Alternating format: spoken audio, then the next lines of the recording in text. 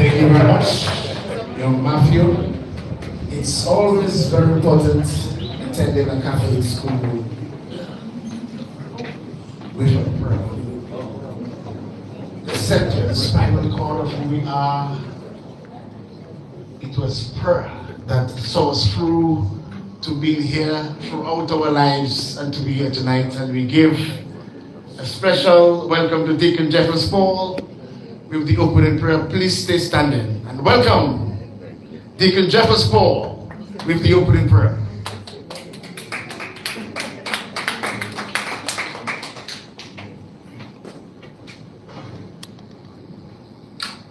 God is good all the time. And all the time. God is good. If that clap was for me, it was too much, but if it was for God, it was not enough. God is good. All the time. Congratulations to the class of 1974-75. Amen. I may have been conceived in December of 1974 and born in September of 1975. So that could give you an idea of my age. And so I'm a proud graduate of St. Mary's. Amen. In the name of the Father, and of the Son, and of the Holy Spirit. Amen. God is so good. God is so good. God is so good. He's so good to us. For he has done great things. Bless his holy name. He has done great things. Bless his holy name. He has done great things. Bless his holy name. Come on and bless the Lord. Bless the Lord now. Let all that is within me. Bless his holy name. Come on and bless the Lord. My God, oh my soul, let all now. My God, that is within me. Bless his holy name. For he has done great things. Bless his holy name. He has done great things. Bless his holy name. He has done great things. Bless his holy name. Come on and bless the Lord. Oh, bless the Lord now. Come on, sing with me. Let all that is within me. Bless his holy name. Come on and bless the Lord. Bless the Lord. My God. Let all now. My God, that is within me. Bless his holy name. Let us pray. The Bible says in Psalm 92 verse 1, it is good to give thanks to the Lord. And so, Heavenly Father, we come before you tonight with grateful hearts, thankful for the gift of life, of friendship, and the many years you have granted us. as the SMA class of 1974-75, we gather once more, not just to reminisce, but to celebrate the journey you have led us through. Lord, we thank you for the blessings that have shaped our lives, for the joys and triumphs, for the lessons learned through challenges, and the bonds of friendship that time has not broken. We remember with love and gratitude our classmates, teachers, and mentors who have gone before us. May they rest in your eternal peace. As we spend this evening in reflection, fill our hearts with peace, humility, and gratitude. Help us see your hand in all our experiences and renew in us a spirit of faith, love, and hope, so that we may continue to live with purpose and compassion. Bless this evening's gathering, O Lord, the food we share, the laughter we exchange, and the memories we cherish. May your presence be felt in our midst tonight and always. In Jesus' name, amen. Spirit. A round of applause for Deacon Jeffers Paul, and you may please sit. And just before we call for some special remarks by the chairperson of the Special SMA Alumni Reunion, who were members of St. Ignatius House? Can you raise your hand? St. Ignatius House, St. Michael's, St. George's, St. Francis.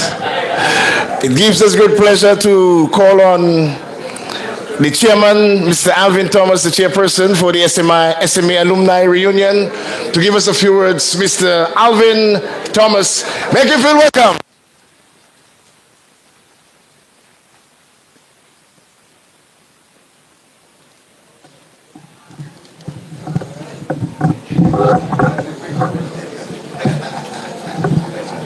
Okay.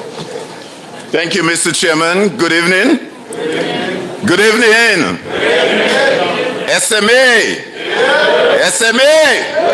All right.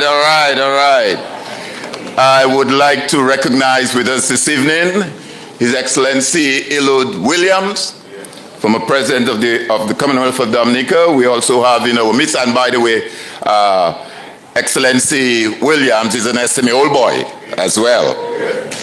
And we also have in our midst former Ambassador to the OAS in CARICOM, Mr. Felix Gregoire. We have also in our midst Brother Egbert German, former principal. We have also Henry Volney, former teacher, our history teacher. That tells you how long ago. And I see we also have with us our current principal of SMA, Mrs. Sylvia John Baptist, and Mr. John Baptist, her husband, Jeff. And of course, you just heard from Jeffers Paul, who is the deputy principal at SMA, Deacon Paul.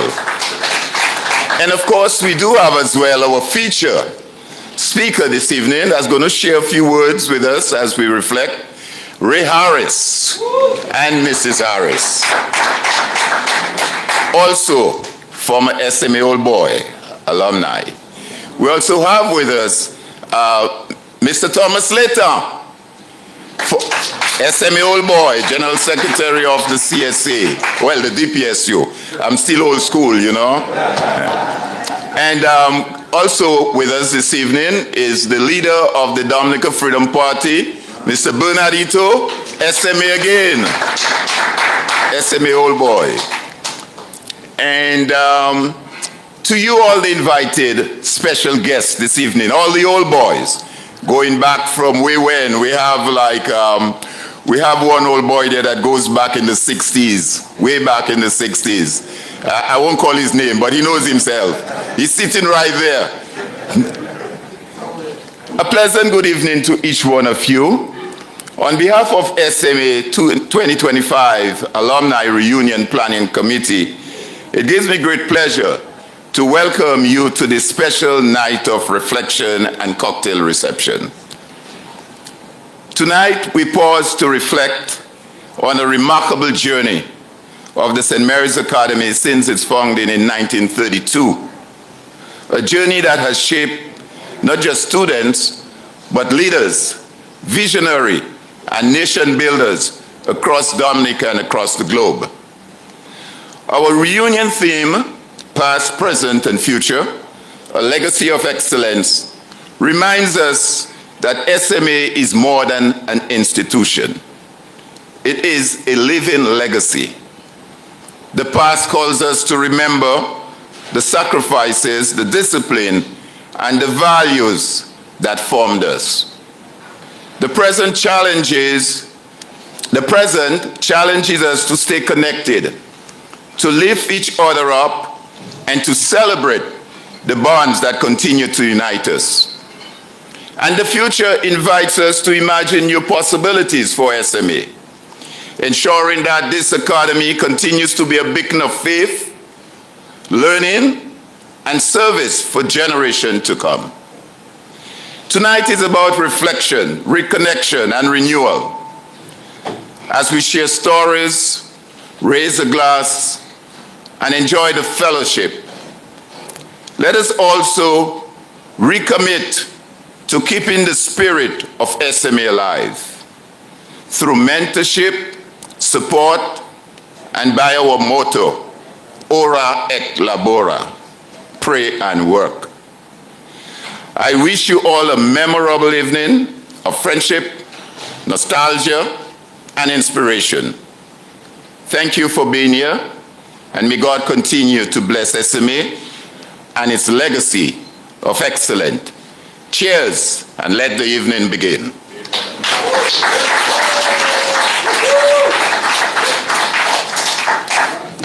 Thank you very much, Brother Alvin. And I said brother this time because I remembered him in the Union Industrial Relations Fraternity. And what a wonderful feeling there is presently, after all these years, a trade union congress. Brother Lita, thank you very much. Finally, after years of aspiring, we now have an umbrella body where the unions can actually relate to and actually come together and discuss industrial relations in Dominica. And I believe it's a wonderful fit. For decades, we have been trying to have this umbrella organization. Finally, it is here. With these few words, we now call on the present principal of the St. Mary's Academy, Mrs. Sylvia John Baptist. Make her feel welcome. Dazzling Creole outfit to make her feel absolutely fantastic. Welcome, Madam Principal.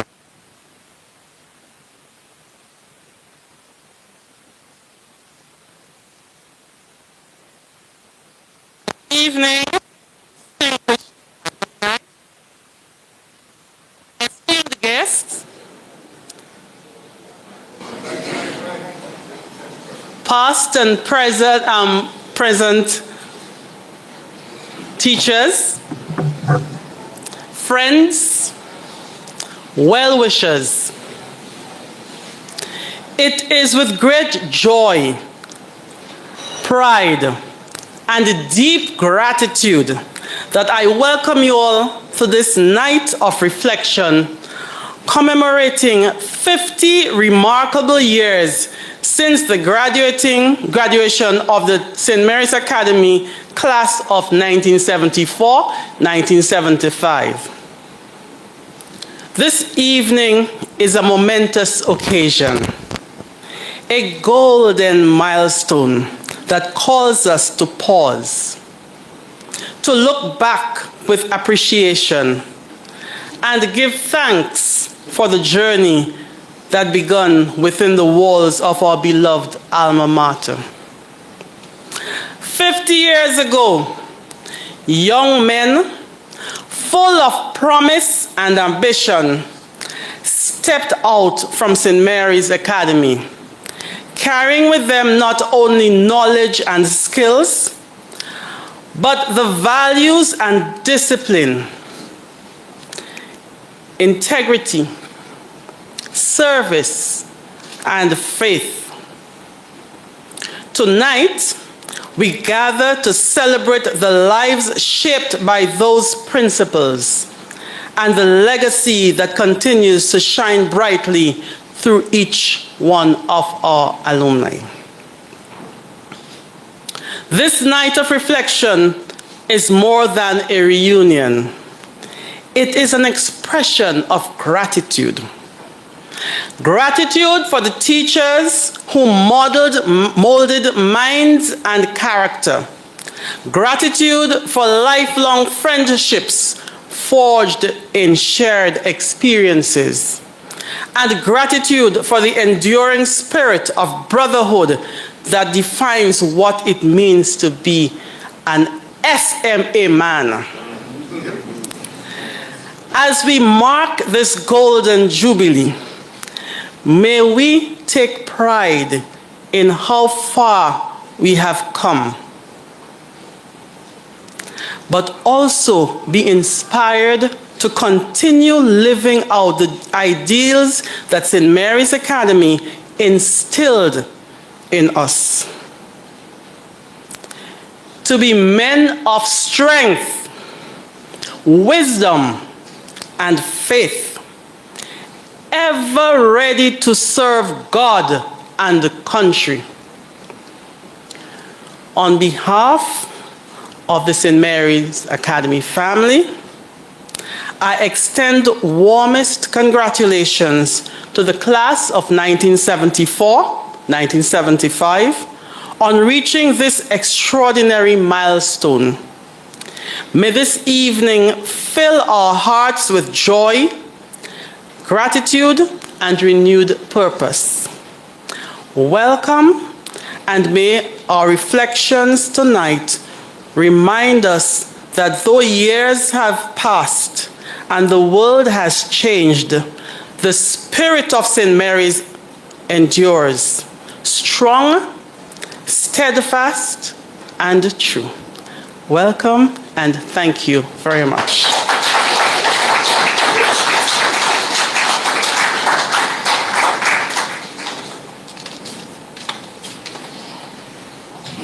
A very powerful woman. Another round of applause for the principal of St. Mary's Academy, Sylvia John Baptist. At this time, we're going to call some members of the class of 74, 75 alumni. We have two panel discussions, and it's going to be slightly different. We're going to be asking them the questions, and they will answer as so fit. So the first panel discussion, we now call on Mr. Linford Akrab John. Please have your seat. By the way, Mr. Linford John was born and raised in the community of Salisbury and is one of the prominent voices in the Kadas Lipso era and has been singing and entertaining for generations. As a prolific singer, songwriter, and producer, he helped shape the Kadas Lipso era and gave it depth with a unique style and great personality. Now described as an icon in Dominican and Creole music space, Linford is the lead and iconic Bilomen band lead singer and has developed legendary status for his amazing contribution to the development and growth of Dominica and world music. He gave us great moments with songs like Voisine, African music, Mon Dieu, ma famille et moi, Marie-Claude, and several other Bilomen classics. He will also be at the World Creole Music Festival this year, the reunion here. So it's a grand celebration, St. Mary's Academy reunion, and also the World Creole Music Festival reunion. A round of applause for Linford Akrab John, one of the class members of 1974-1975, the alumni. Another member, very popular, Dr. Damian Dukes. Round of applause for Dr. Damian Dukes-Lovely, present chairman of the Reparations Committee, CARICOM Reparations Commission, also board member of the National Cooperative Credit Union, board member of National Development Foundation, non-resident ambassador to the Republic of Costa Rica, member of the Maho Development Committee, also member of the Dominica-Cuba Friendship Association. We all know that he studied in Cuba. He is a recipient of the Cicero Award of Honor, Dominica's second highest award. A round of applause for Dr. Damian Derps Dublin. And our third alumni is Joseph Tutti Gist. Where is Joseph Tutti Gist? As he comes in, Joseph Tutti Gist was born and raised in the close-knit community of Newtown, where the values and respect, also pride and community shaped its foundation. A proud alumnus of the St. Mary's Academy, Joseph went on to represent Dominica both in football and cricket, later joining the West Indies youth team and the Windward Island squads. In 1984, he left Dominica to pursue higher education in the United States, earning an MBA in marketing from Maharishi University. You see the Indian business? Let's put that in Creole. What is the Creole for that?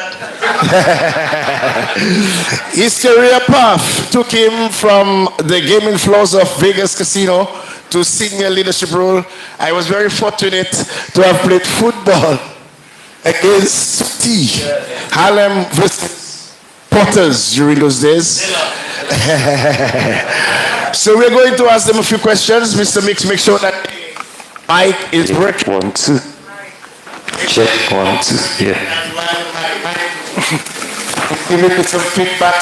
Solve that for me nicely, so I can hear my voice on the stereo phone. Right. Okay, so we're going to ask them a few questions. We're going to start with Linford John. Akrab Linford John. Why did you choose St. Mary's Academy? That's a good one. Yeah, 1, 2. Well, it started with my eldest brother. My eldest brother, J. John, we call him Julius, but he was named Julius. He went to America, and they figured J was more appropriate, I guess. His wife did. So anyways, he went to SMA, and he made such a huge impression at the school that the subsequent... I come from a family of 11 kids. Those were the days, no TV, So I have 7 brothers and 3 sisters. We've lost one of them, the second one. But my eldest brother he was very smart. He was the smartest one of the family. People tell me I'm smart. No, he's smart. And so he got the Island Scholarship, and so he was SMA, and he made such a good impression there that everybody loved him. He lived at the hostel, and when I did eventually get there, the lady who was the cook, and she has been there since his days. And when I got in, and then she met me, and she started talking to me about Julius. Well, Julius was his name, but Julius. And she told me, Julius, oh, that is her son. She loved that boy. Julius he walked on water as far as she was concerned. So after him, my second brother, Denison, some of you might know him. He was in government here. He was a minister in Miss Charles's party. And he went to SMA. And after that, there was Glenn. Some of you guys know Glenn John. That's my other brother. That's another SMA guy. It just went down the line, and it was like a thing of pride for us, It's SMA. So when it got to after me, there was a girl after me, and then another girl, and then a boy. And he decided that he wanted to go to grammar school for some reason. I don't know why, but for some reason he wanted to go. Yeah. And he did. And then my other brother, he was not at SMA, but he decided he has to get to SMA. And so he tried, it's another story about him, but he got to SMA. So most of us went to SMA.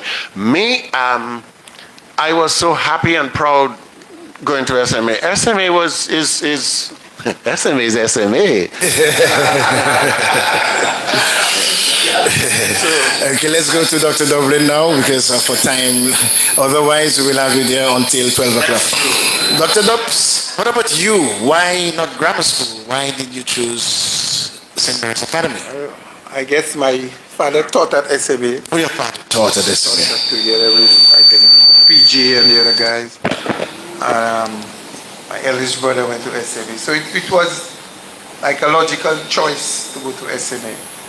And really, I've never regretted going to SMA. I mean, the whole atmosphere.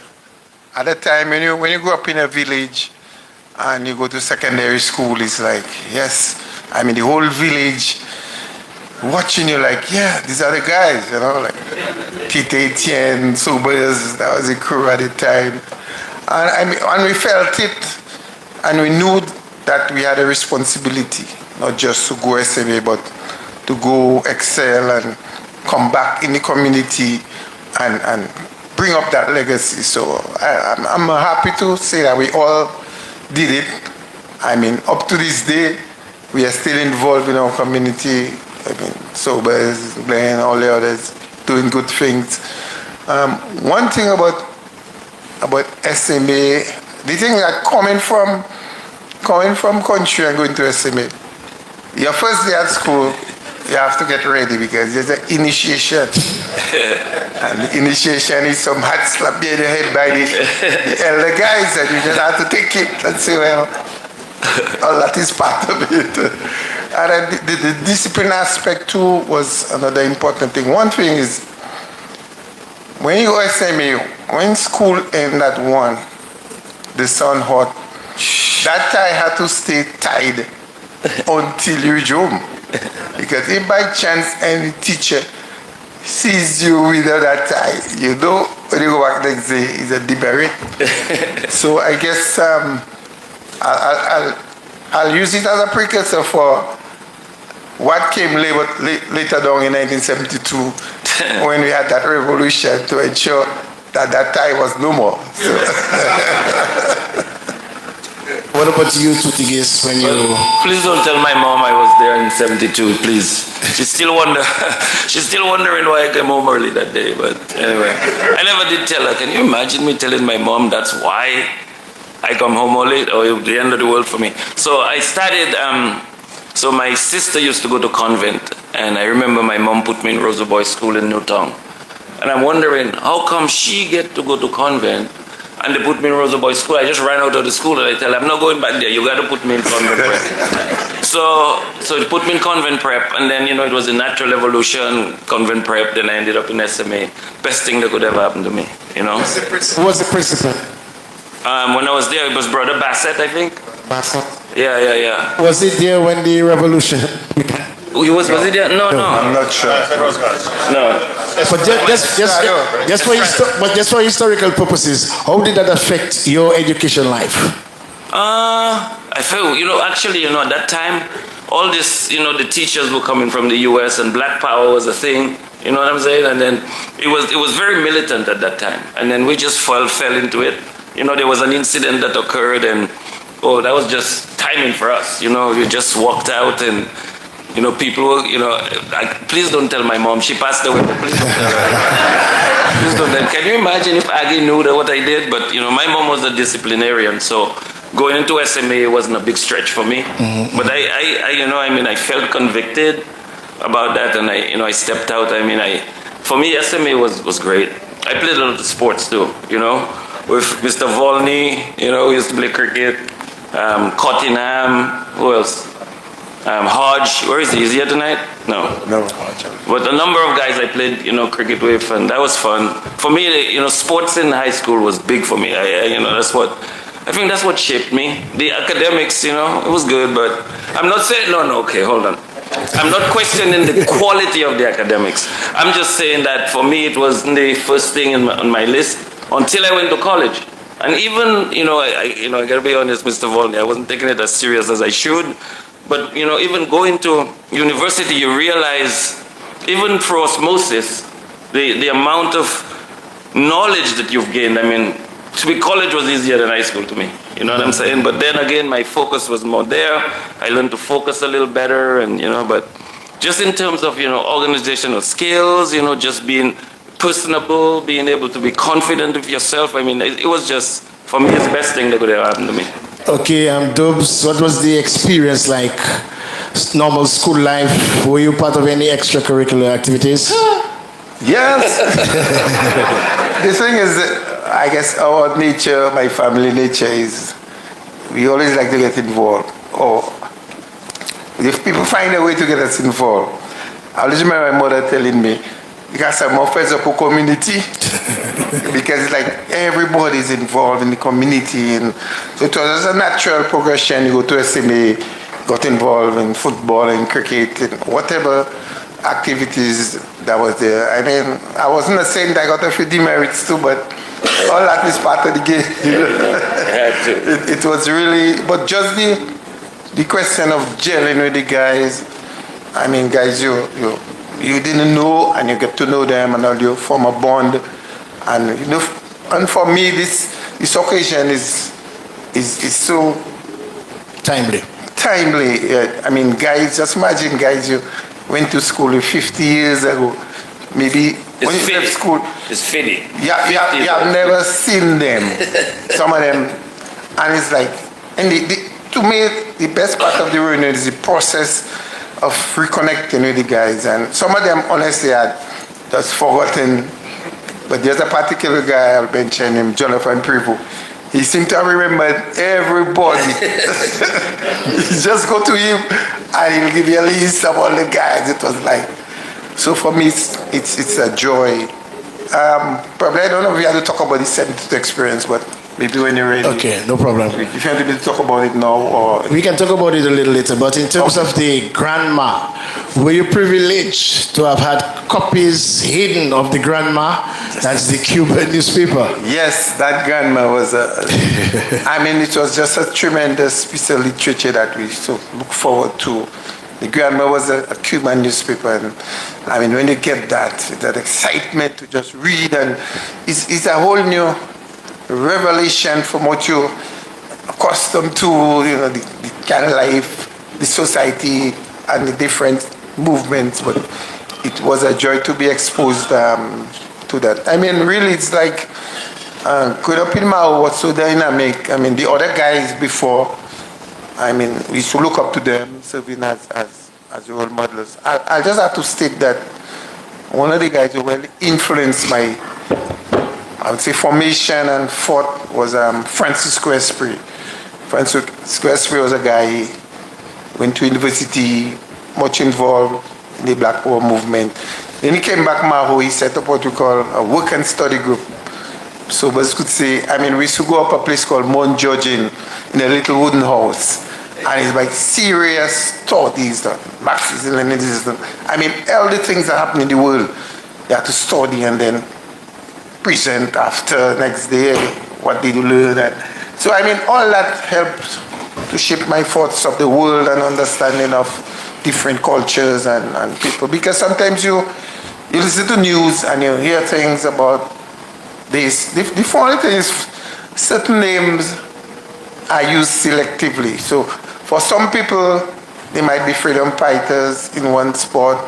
Same set of people, they might be guerrillas in another sport, and in another environment, the same set of people fighting for the same cause might be called terrorists. So it puts you, it helps you to discern the different terminology used for actions by different people of different cultures. So for me, that work and study group, which Francisco Esprit initiated, was tremendous.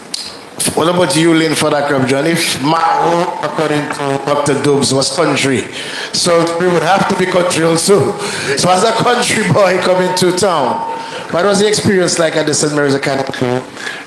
St. Mary's Academy was very, you know, I was always into the music, but my parents were into the studying, into the school. And so when I got to SMA, I got into, well, we had the SMA Glee Club, and I was a part of, but then I started forming groups with guys, and then my parents found out I was playing music, so my dad told me, no, it's costing us a lot of money to send you there. We need you to concentrate on the reading, writing, arithmetic part of it. The music is something. So anyways, I told them okay, but I still kept on doing it until one day I was at Rockaway on the Sunset Terrace, and I'm playing with a band, my guitar in my neck, and I'm singing, and I saw this vehicle coming from Salisbury. I said, oh man, I'm cooked. Oh man, yeah. Sure enough, man, I go home, and then, oh yes, he read me the Riot Act, and yeah.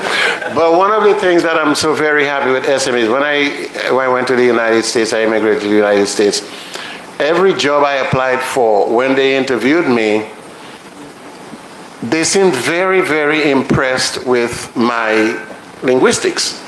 So they would tell me, which college did you go to? I say, oh, I didn't go to college. Well, not yet. They said, oh, really? I say, yeah. Where did you go to school? I say, in Dominica.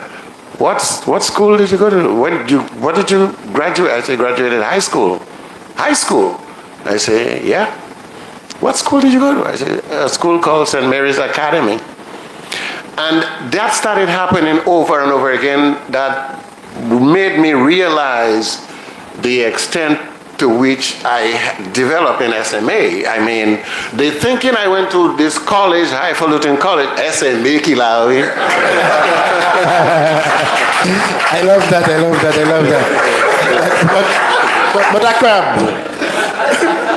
how did that experience at SMA prepared you for life in general and your particular career? Well, one of the things is, even in whatever you pursue, a high school education is just vital and a good one. An SMA education. An SMA atmosphere and an SMA education. How did that prepare you? That prepared me, well, in terms of, because I chose, my path was, like I said, music, but there was a point at which I got married, having kids, and I had to go into the working world. Because in music, I mean, I play with a lot of very good musicians out in California, and those guys, I'm looking at them, they're professional musicians, but they're getting $300-400 playing little gigs like I am. And so music there's so many musicians around, so many good musicians. Music is something that will, it will enrich you, it will make people happy and stuff, but you don't play it for money. You don't think about money when you do it. If that's where you are, you're not going to get anywhere because it's... What about the discipline and the punctuality? The discipline and the punctuality was vital, yeah, because that's what you get. If you don't have that, even in whatever field you pursue, what you do, discipline is vital. Do you miss SMA? Let me tell you something. When I go there, when I pass there, and when I came back after like 10 years, I had not come back here, and I walked by, I went up back to SMA, and I went in the yard, and I stood up in front of the Aura, and I took a selfie right there. I love that. Because man, and the thing about it is that when you go to SMA and you're in class, there's a camaraderie in all the guys they look at you as a brother. You are a brother in that whole thing. And people, especially in hostel, when I went to hostel, the older guys, they were like, we were the older brothers, our older brothers. And you have to do... Who were some of those older guys? Gordon and those guys had just left when I got there, so because they're a little older than me. But there was like guys like Franklin Monell, the older guys, Alison Monell, Tim Durant. You smile at that one. And that brings back memories of Naked Fit. Naked Fit, yeah. We were all part of Naked Fit, yeah. And I was just telling Mr. Henry the other day, I remember one day, you stand up talking to us and they cover the encomienda system. He told me, it's interesting to see what guys remember to bring, to make it. Also, you're not telling the audience that you were a centimeter close to playing for Kassav. Oh man, yeah. Kassav actually recruited him, but because of some family. Yeah, well, my brother moved to the States and he filed for 8 of us. And that was a long time coming, and that was during the time I was with Billowmen. I was touring, traveling Billowmen. And then when after Billowmen broke up, I was going back to Dominica, and they called me up and told me that they're trying to form this group. They're going to form this group, and they're going to call it Kassav, and they want me to be the lead singer. I said, okay, all right. Because Billowmen just broke up, so I would, no problem. So we said, okay, can you come up to a meeting that we're going to keep to decide how we're going to approach this, what we're going to do? I said, okay. I came up, I went to that meeting, we sat down, we talked about it. And then at that time, that's when my brother and Kassav was history. Dr. Dubs, the St. Mary's Academy experience shaped you as one of the finest dentists in the Western Hemisphere, disciplinarian, got so involved with several, that experience at SME, how really that impact on your life and your career? Well, as SME, one key thing is the discipline, which kept you in check. That was one. As I mentioned, the camaraderie. I mean, it's like you're in school, you're in class, but it's like, the competition is there. There are some guys who are very smart, much smarter than you, but that's not like a factor that would prevent you from doing what you have to do. And just the link, man, the activities, play together, you come out country and you go for a rough time. After the initiation, you always have that, I don't know if it's phobia, but you come out country and you be them guys in town and it's like, they are the guys, control the things around and you have to try to fit in and adjust, but after a while you just get into it. And I want to point out an important person who played a part in SME. Voice. Maybe not on? It on? Yes. Yeah. A lady who, everybody here would give her a round of applause.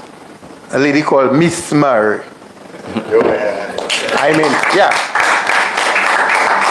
This lady played a tremendous part. And when you go to history, she started even way before our time. This lady used to sell bakes. And that bakes, that recipe was patented. Nobody understood because nobody can make a bakes like this, man. Bakes, coconut cheese. When that bell ring, you have to be, like you said, bold because you have to get out of that classroom to be first in line. And that bakes. But the nice thing about the bakes, you should take the coconut cheese and put in that bakes and make a sandwich. And my God, that sandwich tastes good. But I found out also that she was a lady, if you come and tell her, boy, Miss Mary, I don't have money today, she would just give you the recess without any qualm. And she played an important part in nurturing us and feeding us. In fact, she had two children who went to school together first on the age, and so I just really had to mention that. And another impact I had to bring forward to this the revolution. I mentioned about the discipline with the tie and so on, but we coming from Maho, when we came and the activity was happening, I, Sobers, Glenn, we decide, well, our parents in Maho, they can't come for St. Rosa there, so we joined in the revolution. So that's how we got involved in the whole scheme of things, you know, and it was really an interesting time, you know, the whole Black Power movement and so on. And it just shaped your mind as to, you know, the differences in approaches to certain things, doing things different ways. And the community awareness, which was always in us, it just bring everything together. So we just continued in that same vein right through. Okay, what about you, Tuti? Guess. What was the question? The question was how SMA, the St. Mary's Academy experience at school, paved your way to your career and your life in general.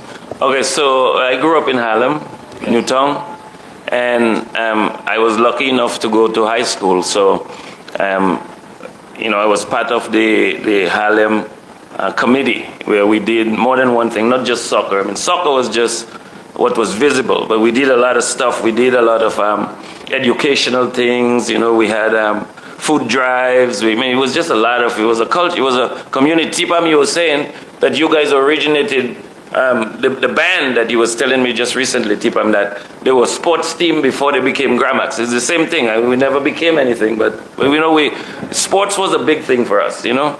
And I remember going to high school. I mean, you have responsibility, right, being in the community. So the guys like O'Grills, Randy Kaiser back there, and all of them, I would have to go meet with them, and they would give me my assignments, and I would have to go all day and try to do it and come back in the evening and report. And so it gave me that sense of community.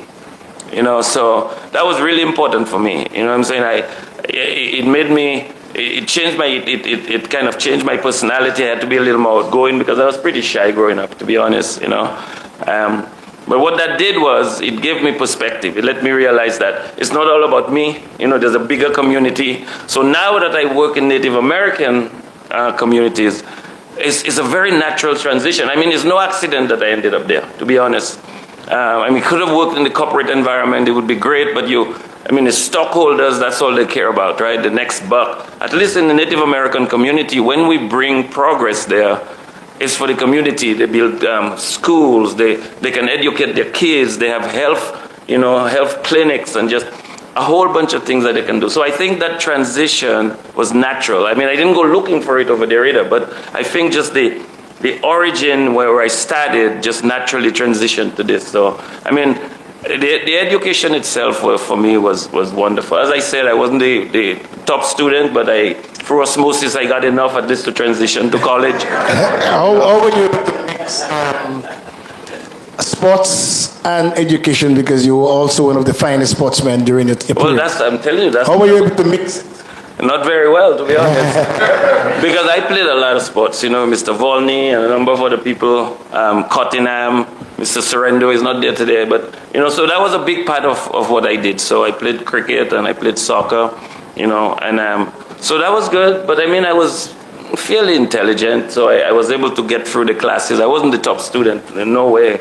But then once I went to college, as I was saying, you know, I didn't realize how much knowledge I gathered. I thought I was like an average student, to be honest. But once you get there in your environment with people who supposedly go through high schools, not only in the US, all over the world, and you realize, again, the linguistics, you mentioned that, yeah. that was something that I took note of. And, you know, and now I think, you know, there were a couple people, to be honest, and I do want to bring up one tonight.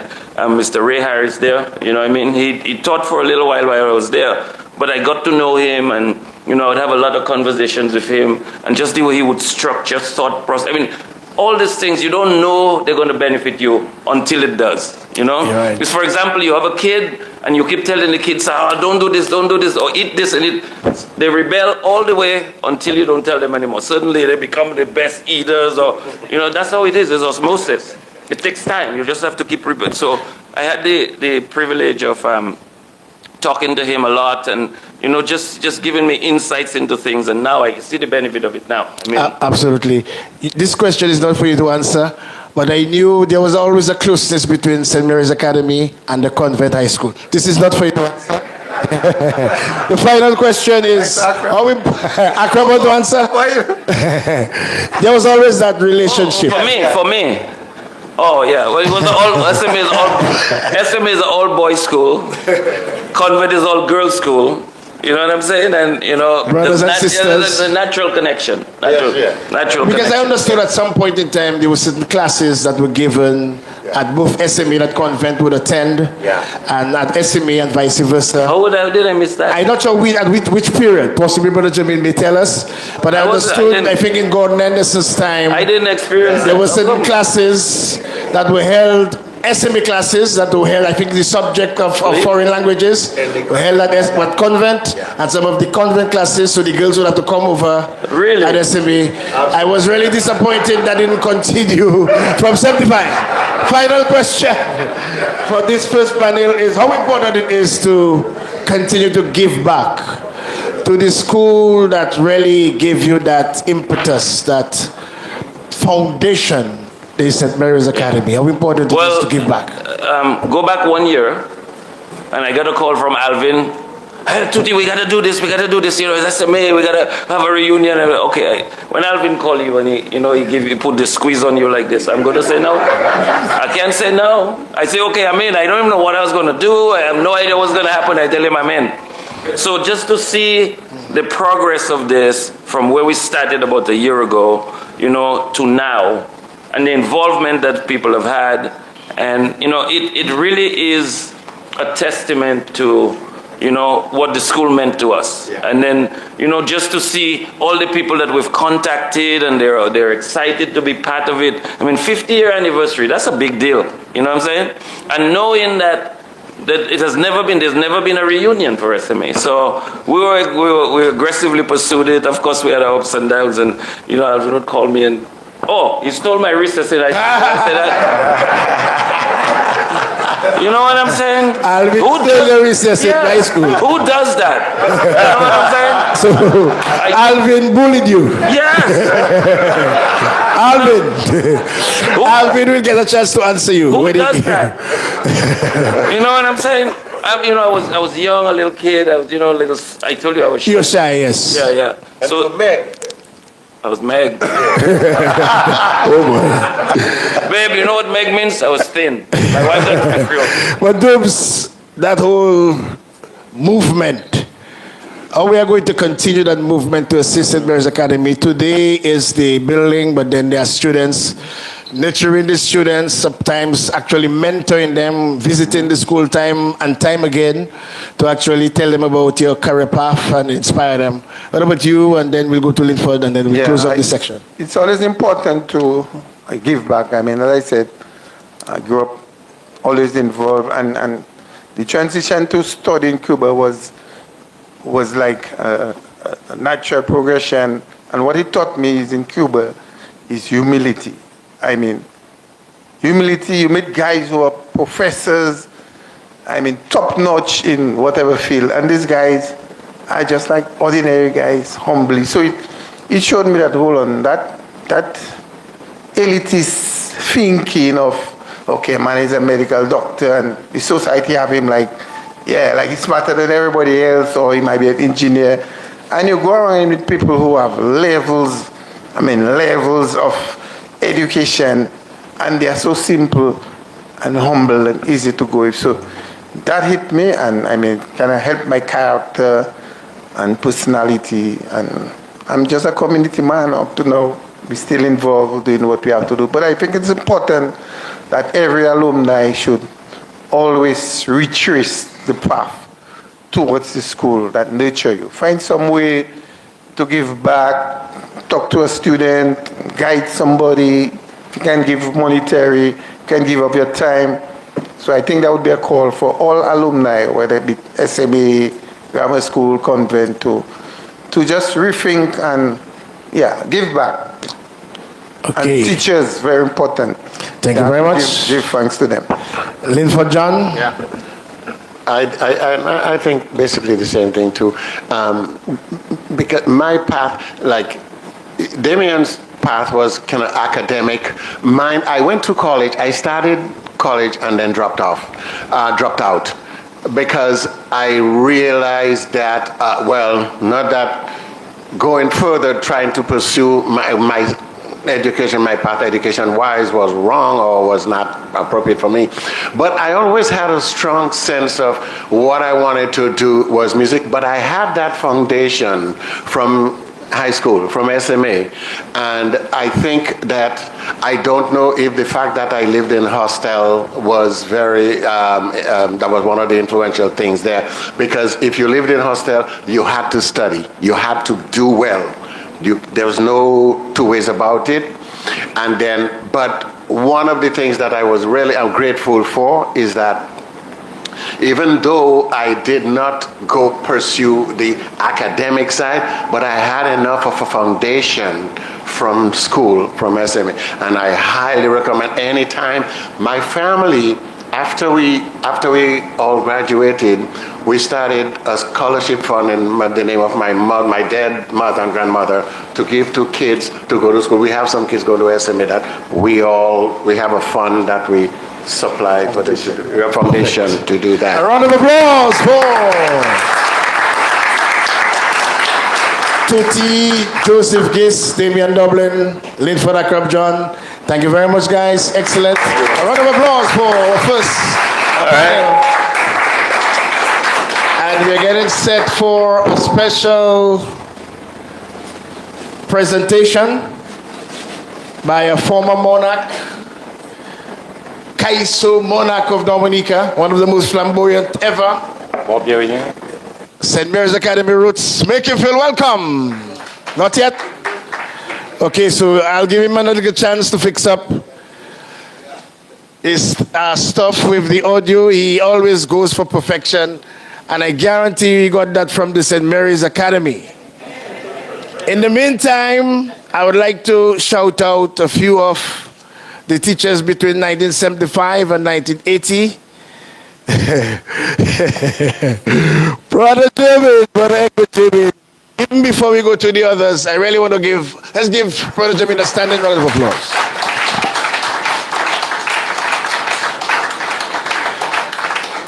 There was no way I could get away from Brother Jamin. And that's because I liked French. He was the French teacher. I liked football. He was the football coach. And when I said football coach, that's the only coach I know in the history of St. Mary's Academy to ban a team going for 2 more games to win a title, and he banned a complete team for not coming to a practice.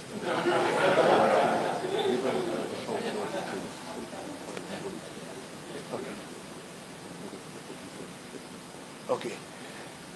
Call the practice. Guys didn't show up. Next day on the mic, bring his uniform in. I've never heard that before. Never heard that before. Only 2 more games, and we would have won the title that year. And that is a level of discipline. If you have to play for SMA, no matter how good you are, you must come and practice. Those were the days were kind of during the dread situation, so we were inclined to come with our little Gwene, my brother. Brother Jamin had the comb and the afro comb with the spikes, and he would comb me a year for you. Now we all know that as little boys, when there's anyone trying to comb me a year for you, how it feels. And if your shirt was unbuttoned, you would get a pinch. Just to remind you, I recall we had something we used to do. We used to hang out in the church, Cathedral Church yard, and all of our friends from Westline School and the convent girls passing. Brother Jamin came once, and if you recall the yard of the church, my brother, people run from Roseau, run, because everybody had to be ready for assembly, and he banned anyone, you have to come straight to school, and not only to school, but to relax yourself, no more of this. I was one of the unfortunate ones that he depended on me. I was a striker. Myself and Don Yogal played for the under-14 youth team at the same time. So he depended on me a lot, and he spoke to me a lot. and I happened to throw a few goals against, of all school, grammar school. Any other team but not grammar school. You were allowed to do anything else but not. As a matter of fact, Brother Jermaine actually put on uniform as the coach. He actually put on a uniform to play a game with SME. That's a passion because SME could not lose. We eventually lost, and I was called to the office in front of the entire class, the school. And once you go to the office, you know what happens. My hand felt heavy for 2 days. But then, when you look back at the discipline, at the time it was tough. And the final thing, we had some last periods where there were no classes. So if you knew the SME around the toilet area, we would jump over, take out and move. One day as we jump over, we see a long white gong, we had to jump back. And he caned all of us. I also want to thank Mr. Rupert Serendo, because we had a dream team, and I think that's why people like Paul Philip, that's 75, 80. If you look at what we have done, Dr. McIntyre is the Deputy Prime Minister, Dr. Pompey, and you look at the 75 to 80, I'm very happy for the 74, 75. For the 75 to 80, we were... Mike, I can talk with that mic, that's not a problem. But anyway, Mr. Rupert Lance, Mr. Cuthbert Elwin, the late, Mr. Henry Volney. That's the only history teacher I know never to come with a textbook. Everything inside. Mr. Volney never came with a textbook. Every single thing is inside there. I mean, this is phenomenal. A round of applause for Mr. Henry Volney. We had people like Marcella Savrin, Mr. Romel Lawrence, I mean, one of the finest English teachers you could ever get. Dave Cottingham also did history in the earlier classes. Mr. Gifters John also did English. Brother French also did chemistry and physics. Brother John Lewis, Spanish and religion, and also some theater. Hodge Oliver, Libra. Brother Peter, and so many others. I want to really thank you, wherever you are, viewing or listening, because you did wonderful work for the 75 to 80 team. And I can tell you it was tough, especially if you're a little troublesome. If you're a little troublesome, Brother Jermaine would fix you up. No, it was tough. It was really tough. Because as children, you tend to want to talk. You want to, especially if a teacher is slack. Then once you hear a silence, not a pin can drop. Brother Jermaine is at the window. And everyone has to focus, otherwise, he would just do that and he move. Are you ready, Bob? Okay, make him feel welcome. The two-time Kaiser Borak of Dominica. 2, 1, 4. The one and only 4. Darrell Bob. Okay. 1, 2, 3. Good evening, ladies and gentlemen. Testing 1, 2. Can you hear me out there? Put your hands together for Leroy Wadiko Charles. Yes, thank you again.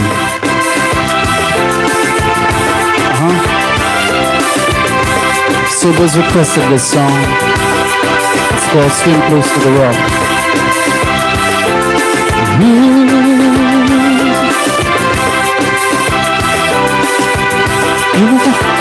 From the day the turtle mother laid her eggs in the sand, she struggles to protect them from her life on the land. And when the baby turtles swim out into the ocean, the seagulls and the fish are hunting them to eat them. So she tries to teach them some wisdom. Lessons for land and at sea. Yet of the dozens who swim out into the ocean, it's always just a few who will survive to maturity. So don't swim blindly into the ocean. Don't mistake everything in life for fun.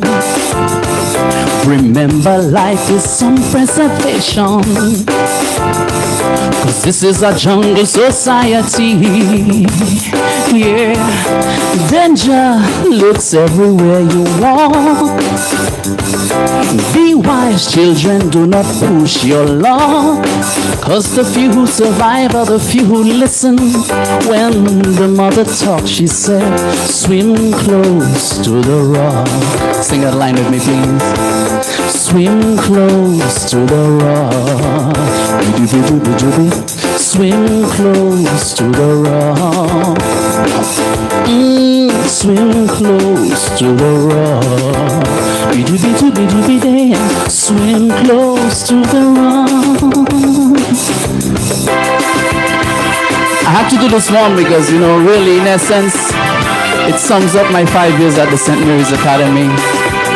Fortunate to have a combination of principals like Brother Wickham, Brother German, the best of the best.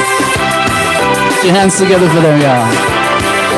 So the plight of the little turtles reminds me of my struggles and my growing pains. Yes. In this system, a child without their parents, I pray to all would harm them. The story is the same. A child without that protection becomes victim of the system. And the most dangerous of all weapons is the tongue of anyone who wants to see you down. So don't swim blindly into the ocean. Don't mistake everything in life for fun. Remember, life is some kind of preservation. 'Cause this is a cruel society. So swim close to the rock. Swim close to the rock. Swim close to the rock.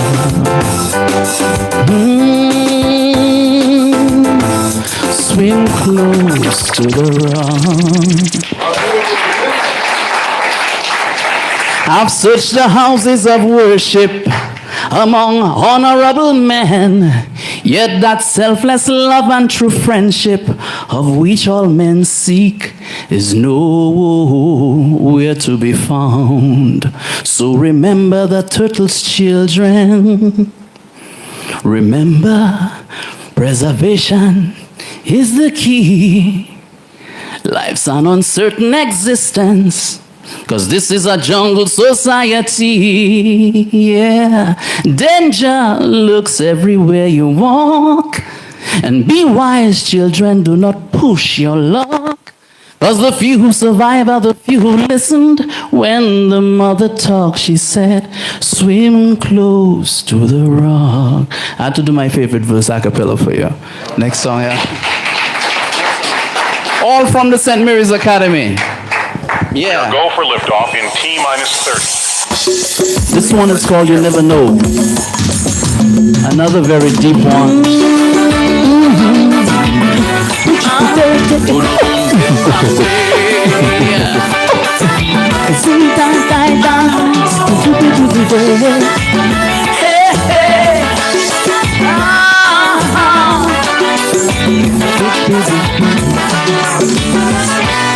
I've seen things in my lifetime, though I may be considered young, not enough to show a blind man what's right and what's wrong.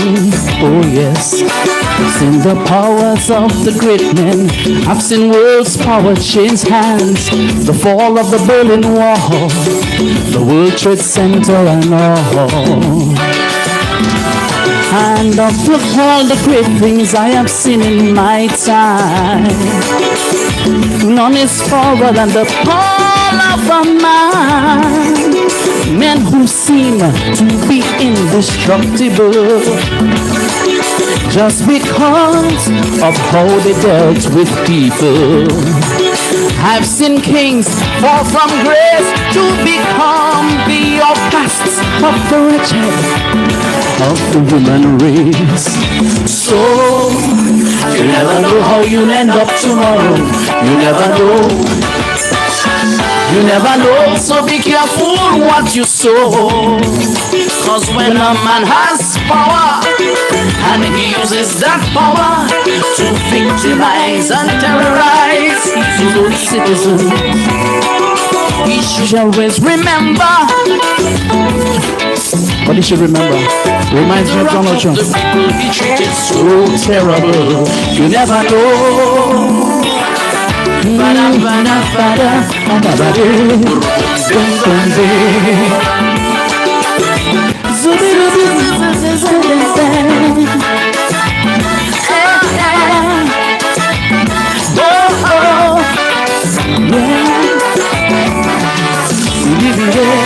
I've seen tyrants and dictators done here yesterday and today gone. Oh yes, I've seen the supporters of dictators flee from their homes to live and die heartbroken in some faraway lonely road. And to the power-hungry leaders in this region who believe that their time has come to cling to power by all means possible at the sacrifice of their own people. They better start to think right before they end up like Chavez, begging for another chance at life. You never know. You never know how you'll end up tomorrow. You never know. You never know, so be careful what you sow. Today you're president, supporting your government in victimizing your own citizens. You should remember that Saddam was president of Iraq, hiding in a hole like a rat with no one to defend him. You never know.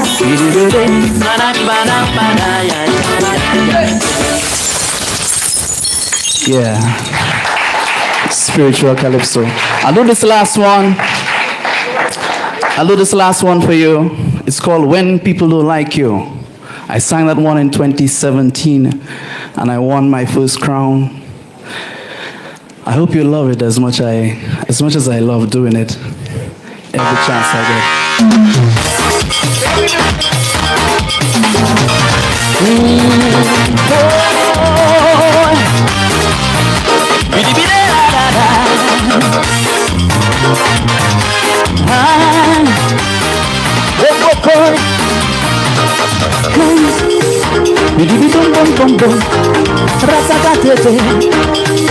Like this. When Moses led the Hebrews out of Egypt, they never liked him. They enjoyed it, but they never liked him. When Martin Luther King brought them freedom, some never liked him. They enjoying it, but some never liked him.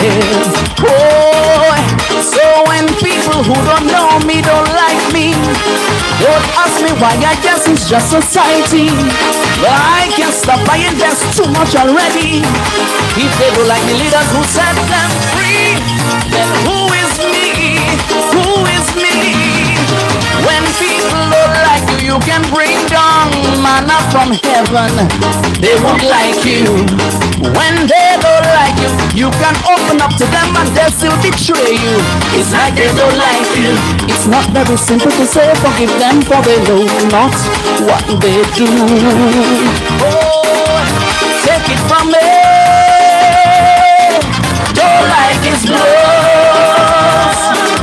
It's not easy. Who feels it most? I'm sure everybody here can identify with this song. Everybody. Somebody make some noise. Let's know you're there. Yeah, man. I'll do one more verse for you. Biddy biddy. Dominican Calypso is really good, you know.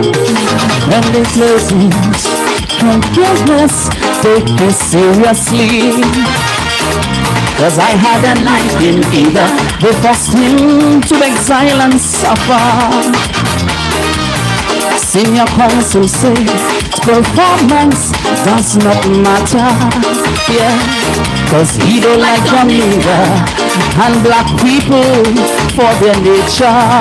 Yeah, they hate bright, educated children of slaves whom they just cannot use to their advantage, especially if you from a certain village. Be careful what you do, cause they'll turn your own people against you, against you. When people don't like you, you can bring down angels from heaven. They won't like you. When they don't like you, you can feed them and they will kill you. It's like they don't like you. It's not very simple to say forgive them, for they know not what they do. Oh, take it from me. Don't like his blows. It's not easy. Who feels it most? In the name of my alma mater, it's my time here. Thank you so much. Thank you for coming. See you on Friday.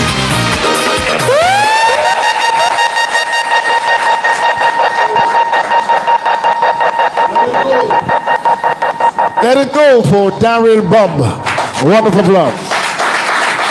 We are calling the second group of panelists, Mr. Sobers Esprit, Eric Augustus, and also Alvin Thomas.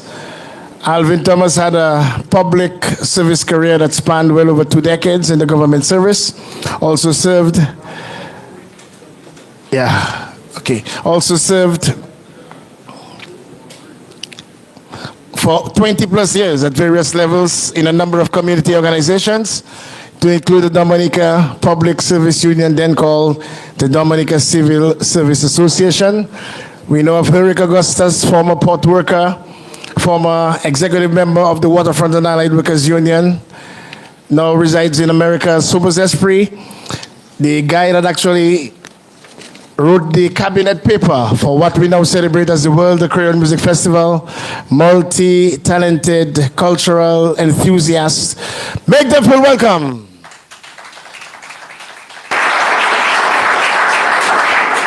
Guys, first question up. Tell us about your experience at the St. Mary's Academy. We start with Alvin Thomas. You want the good experience or life? Press the move.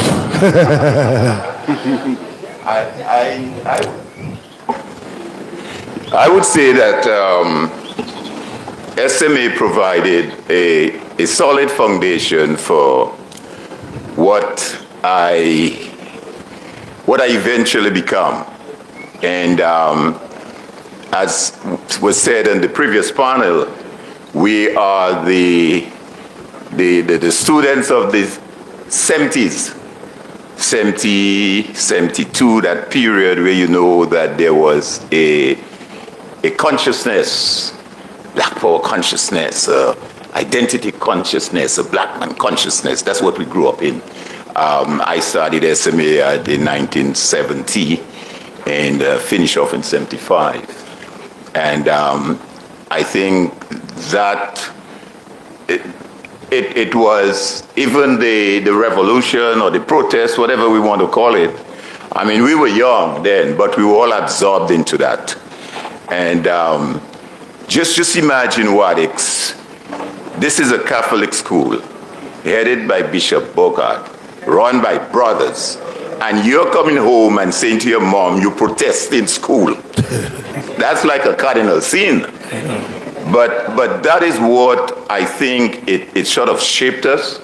And I think when I graduated from school, as you might be aware, that I went straight into the public service. At that time, it was pretty good, get jobs anywhere, everywhere is hiring. And I recall that my godmother, Ruth Nicholas, deceased, she worked at Barclays Bank. And she said, well, you could come work at Barclays Bank. I said, no, because we just protest wearing tie. I'm not going in this and wear any tie. So I wanted to go in the public service. And as I entered in the public service, I almost immediately gravitated into the union. I recall my second day maybe on the job at the audit department, I saw Cocky there, Cocky's father, Robin, Gregory Robin, his dad, Mr. Gorman Robin, was the director of audit. And I went up and signed off because even around that time, the 70s, the CSA was powerful. Mm-hmm. So I went up and signed off to become a shop steward in that. Mr. Robin called me to his office, said, young man, are you serious? What are you doing? You just started working again. So I went back to the union and I told Charles Savre, the general secretary, Mr. Robin don't want me to join the union, He said, don't worry, Robin. Robin was the president of CSA. What are you talking about? Sign the paper, man. Don't worry, Robin. And the rest is history. And I served as general secretary. It was everything from there on. So I think I would say what I got from SMA gave that foundation. Although you may not be aware of it at the time in that young sort of, not knowing much, but it sort of shaped me in all of my future career in the public service and my involvement in other community organizations. What about the discipline at St. Mary's Academy? Well, like everything else, we got to give hats off to the principals, whether it was in Brothers German time, or Mr. Rupert Sorrento, or Mrs. John Baptist. I don't know if you have any boys, but I got 2 boys. And those of you who have 2 boys or 3 boys know what it is raising 3 boys. Just imagine having 300, and how many you got there now? 330 boys you have to deal with for a 5-year period. So we got into some mischief, like Tutti say Tutti. For some reason, Tutti, I guess he was, I don't want to say he was a spoiled child of his mom, but Tutti would bring some recess that could serve the whole class. I don't know if his mother felt he was going on a picnic, but this man would bring recess. And I would say to those guys, we got recess today. Whether he give or not, we take in. So I of course, at that time, the brothers, very stern, and anything like that is a demerit. And if detention. 5 demerits is a detention. And in those days, you had caning. So, so with that situation, anytime the brother call you to the office, you're nervous like hell because you're not going there for him to tell you anything pleasant. We got involved in a few little mischief. The other thing is that we had a name for everybody. Like I see one of our classmates, their mother Garys. Don't tell me how the name come about. We had another guy who was called Nussom. The French class. The French class.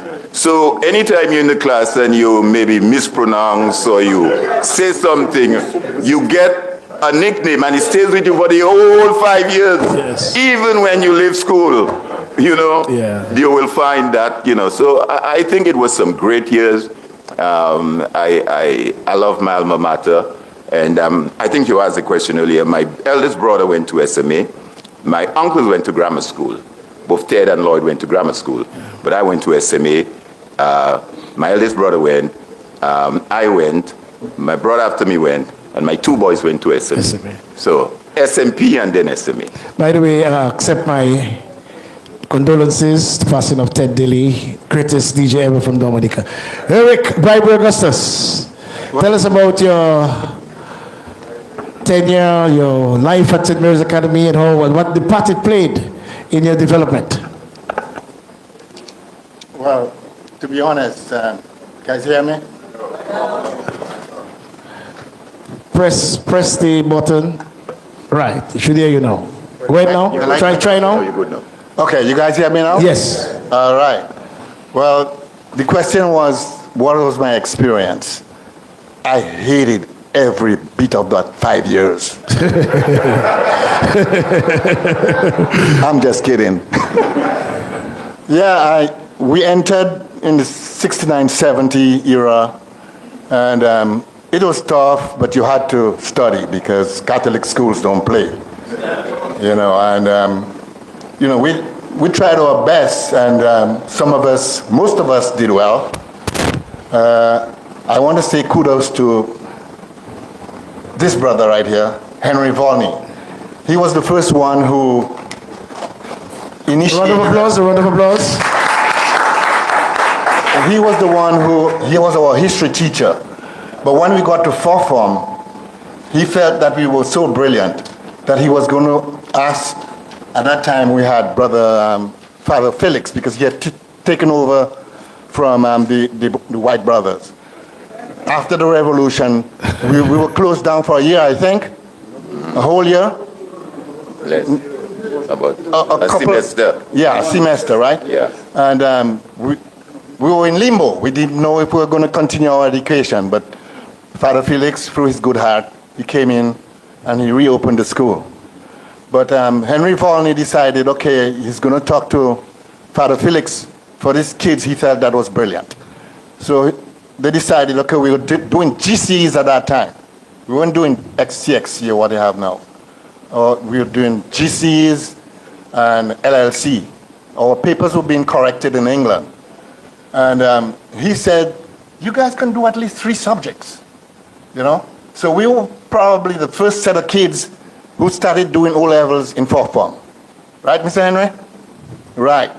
So now the question, I remembered Wadix was talking about kids that went to convent to do French, and that started when Father Felix felt that those guys who did the 3 subjects in fourth form were loose. When they were history, a lot of us were loose. English, and what was it? Commerce. That was the 3 subjects that we were allowed to do in fourth form. But I did French because I was born French. You know, I was born in Guadeloupe and I came here at 11. So I was able to do the French as well. When we had free classes, because we had passed those O-levels at fourth form, Father Felix said, I'm gonna chain you guys down.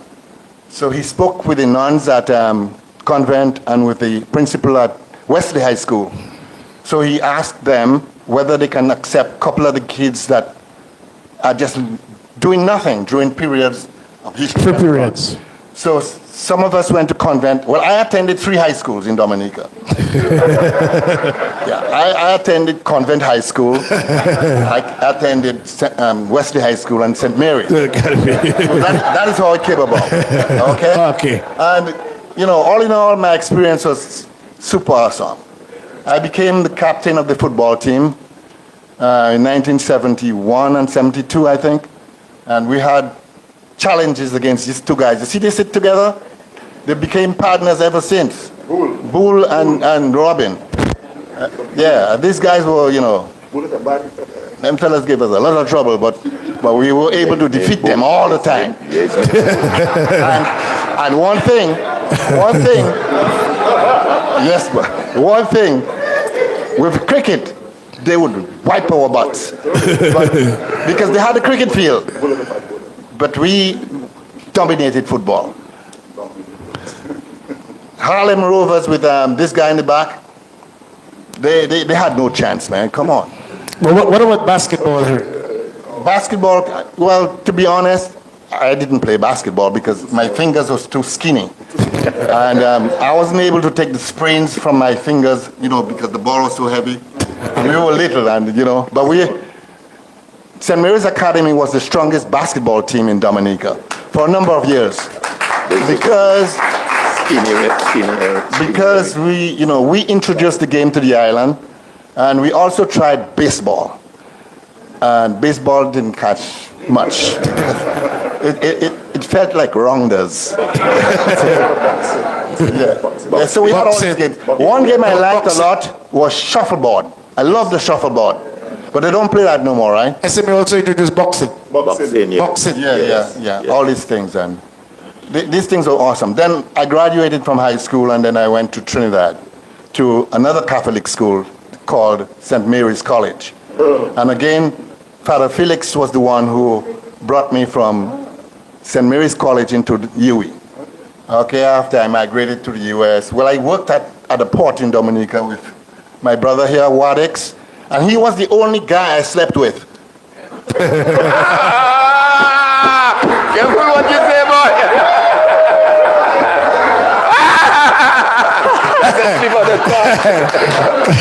Clarify. Please clarify. Clarify, please. Clarify. Yeah. So, the thing is, I was raised with my mom. She's a Shillingford, and these people are very, very strict. So I was raised with a couple brothers, Curtis, Dunstan, Madison, and we slept in different rooms. But I slept with my other brother, the one before me, Dunstan. He eventually died in America. Anyhow, that was the only person, the only male that I remembered sleeping in the same room with. But then we were fortunate enough to go to Russia, Moscow. And we spent 6 months in Russia, in Moscow. So he was my roommate. That's why we slept together. It's not anything, it's just that we slept together. So, ever since we became... That's enough for now. So much history. Tell us about your St. Mary's Academy days. But very importantly, we teamed up to decide to dethrone the great Louis Benoit, which we eventually did. So we teamed up with a guy called Bobby Clark from Barbados to overthrow the regime of the 10-11 brothers. Yeah. And when we came back, we really overthrew them. I became the chairman, and he became the vice chairman of the port. So let's go. We are going to tell us about your experience at St. Mary's Academy and how it paved your life, how it paved the avenue towards what you have become now. Oh, that's a mouthful. First of all, good night. The mic? Yes. Oh, closer, I guess. Yes, good night, everybody. I think we are with some mic issues, but this voice is supposed to be loud enough. No? Yeah? Yes? No, it's on. Okay, first of all, nice to see everybody here tonight, and welcome again. Yeah, I always knew I wanted to go to St. Mary's Academy. There's Edgar Henry. Yeah. Edgar and I, we were like brothers, we were tag team. And we always wanted to go to St. Mary's for a number of reasons. Obviously, one was the Catholic education, interestingly, yeah. Wanted a Catholic education. Secondly, I had cousins. Where's James? James Esprit. Yeah, with supposed to be somewhere there.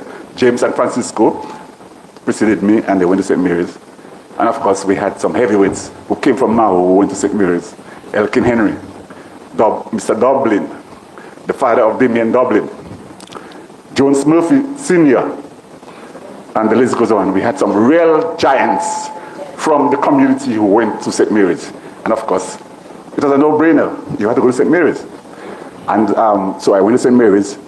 And for me, crucially, there are two important things. One is the sense of community SMA gave me, and I think those of us, particularly I would say, I would brag and boast and say, the guys of 1970.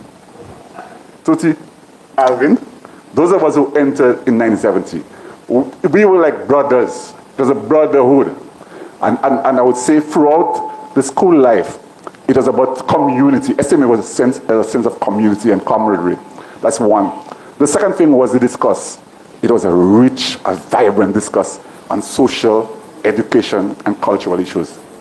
And in many ways, I think that helped to shape our lives and to shape who we have become in later years. The upheavals of the 1970s, particularly the revolution, the walkout of April 1972, in many ways helped to give us a certain kind of consciousness about who we are as a nation growing and as young men, black men in this society, and the future we wanted to see for Dominica and for the region. Just remember in the 1970s, the Dominica we had, a Dominica of underdevelopment, a Dominica dominated by colonialism, a Dominica where people struggled. And those of us who came from what we call the countryside or the communities, we had to struggle through that and through those difficult times. And so when we went into St. Mary's, it helped to raise and lift up the level of consciousness. And I think that really was an important period for most of us who went through the 1970s. However, I hasten to say though, because of, so there's the good part, which is clearly it helped to raise our consciousness, but it also in many ways impacted on the educational system and the processes. Those of us who went through the late 70s, so from 72 to 75, before the arrival of Brother Edward Jimmy, knew what we went through. The school was challenged in many ways. Lack of resources, unable to attract quality teachers and educators. You had parents and families struggling to send their kids to school. And so it was difficult. And a lot of us, we were impacted by that. And so, but none, in spite of that, SMA still gave us the foundation. And Linford John said, well, it didn't diminish the quality of the learning and the experience we had.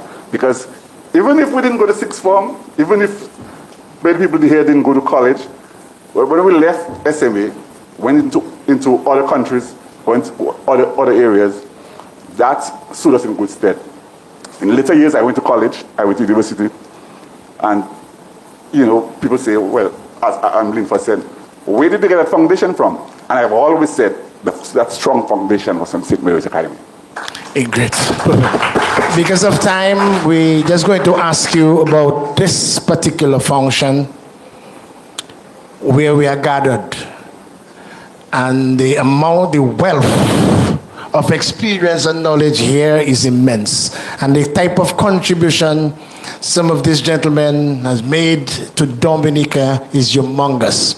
I really hope that we could have some magazine where we could display, I haven't heard of it, the talents that I just hear and out there from the St. Mary's Academy. Yeah.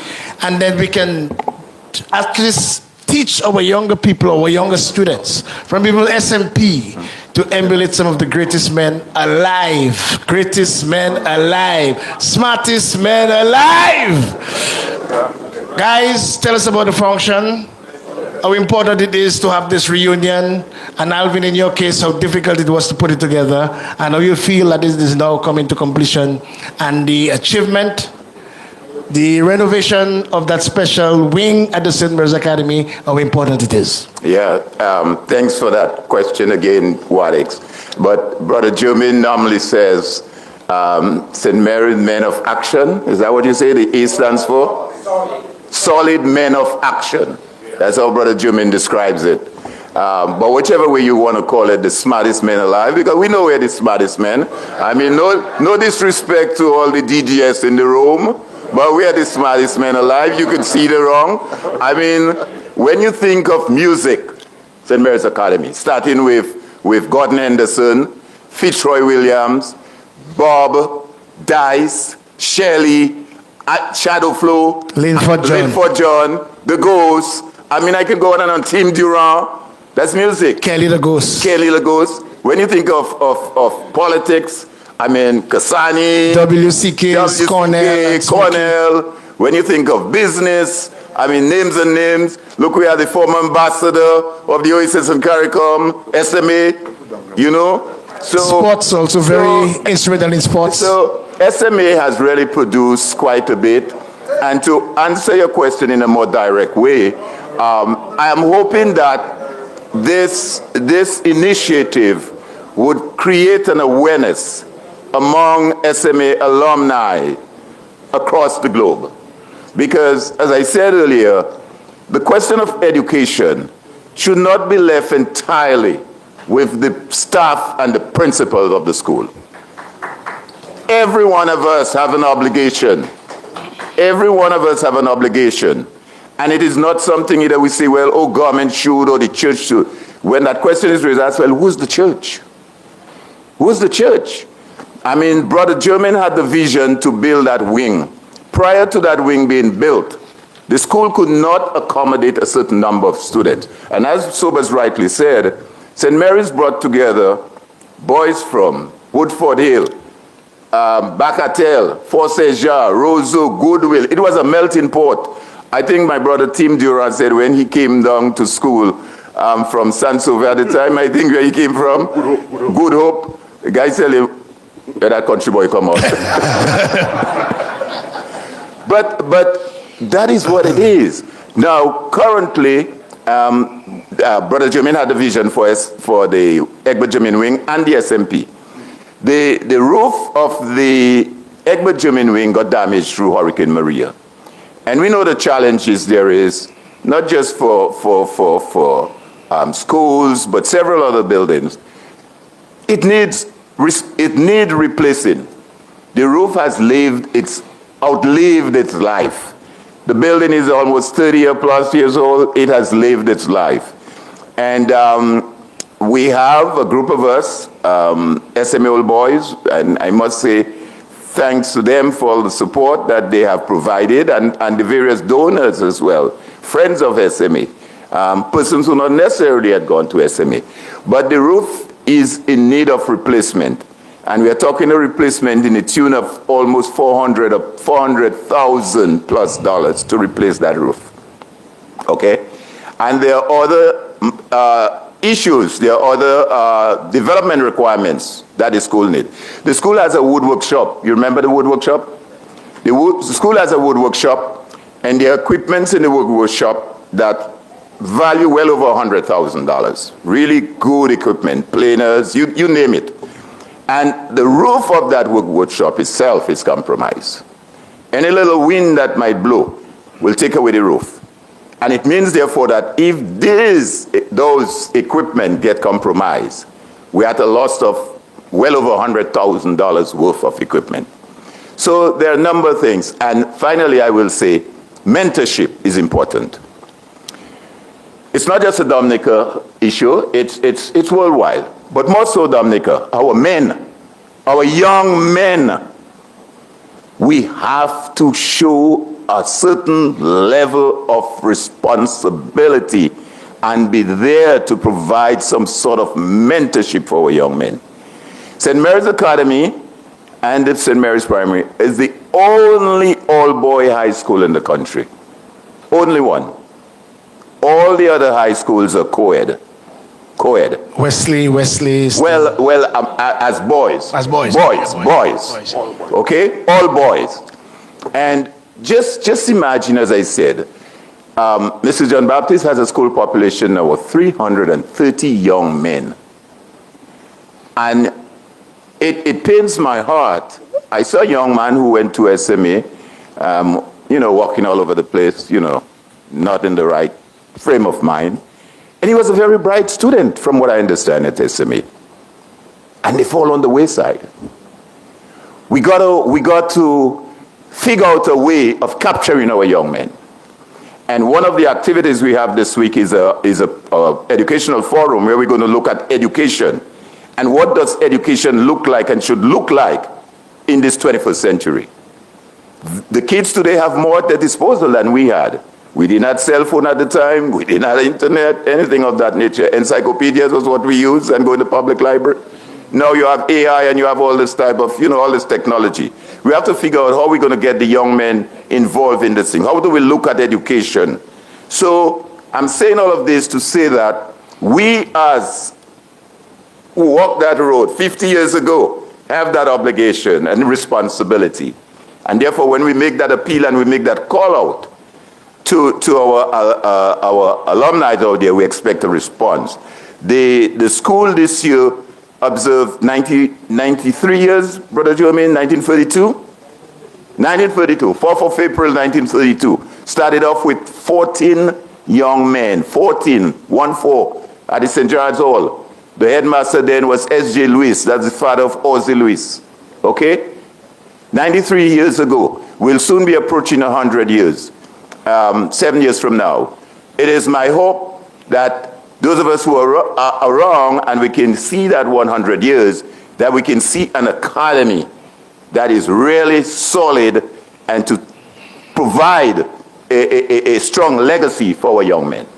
How Herrick and Subas can we use the experience here to further allow the SMA experience to be one of more value, where we can assist the school to actually meet its needs and to assist in renovations? Yeah, so I think the first thing is we have to recognize that there has to be a strong foundation, all right?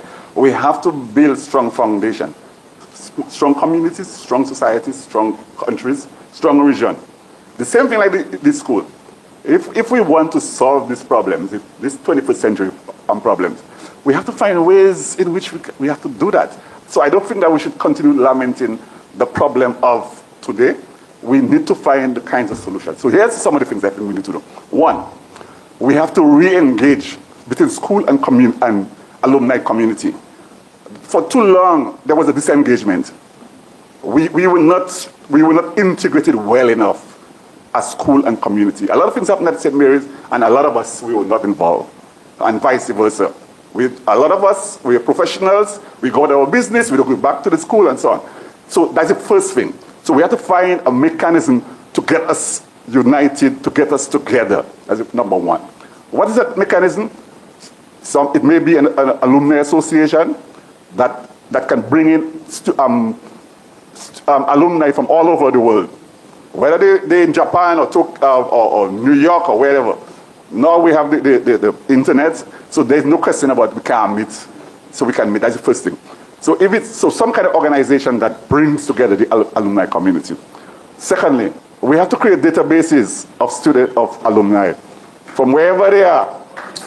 You can't tell me I don't know who went, the people who went in 1917. My friend Anthony Tipam John, bass player for Gramax. He's at the back there.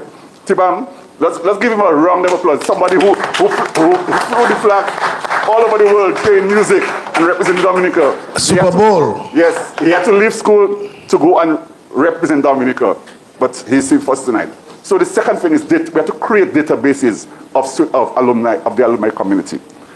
The third thing is we need to look at a program of action that addresses some of the issues. So if it's mentorship, what is mentorship? What does mentorship look like?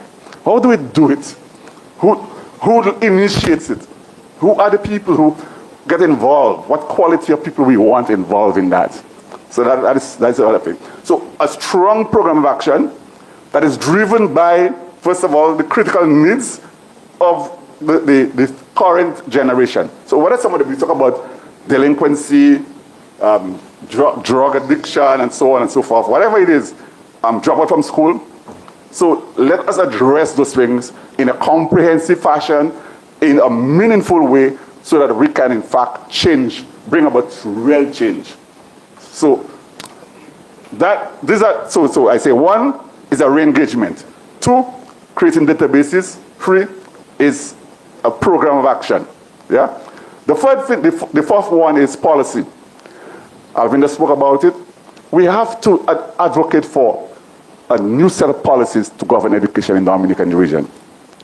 The education that we had in 1970 cannot be what we're going to need, what we need now. We need a new paradigm. We need a paradigm shift in terms of education.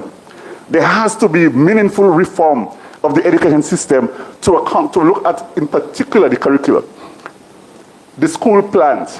What kind of school plan do we want? The Agbejimin wing. How do we want to reconstruct it? Make it climate smart, technology driven, and so on and so forth. So these are the issues that before us. We have a lot of talent that have come from the school over the 93 years. Let us try to see how we can mobilize the talent, mobilize resources, mobilize connections that we have all over the world, and to address those problems that have been so intractable for those 90-something years. Folks, we have come a long way. There has been many challenges along the way.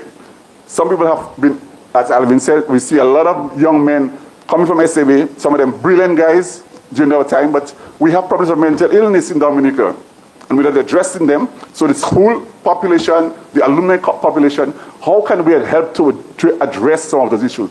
So I put forward those ideas as a way for us to look at the next 50 years, next 93 years, to address those issues. Thank you, guys. First of all, 100 and then the rest. Eric by Augustus. Before I go, let me just say that you talk about music, guys. SMA was also principally involved or driven by what happened in terms of the visual and performing arts in Dominica. Yeah, I have to make that plug. Alwyn Bully, the late, yeah, SMA. Dr. Lennox Church, Raymond Lawrence, Gordon Henderson, and so on. So we had some titans who helped to shape the culture and the heritage of Dominica.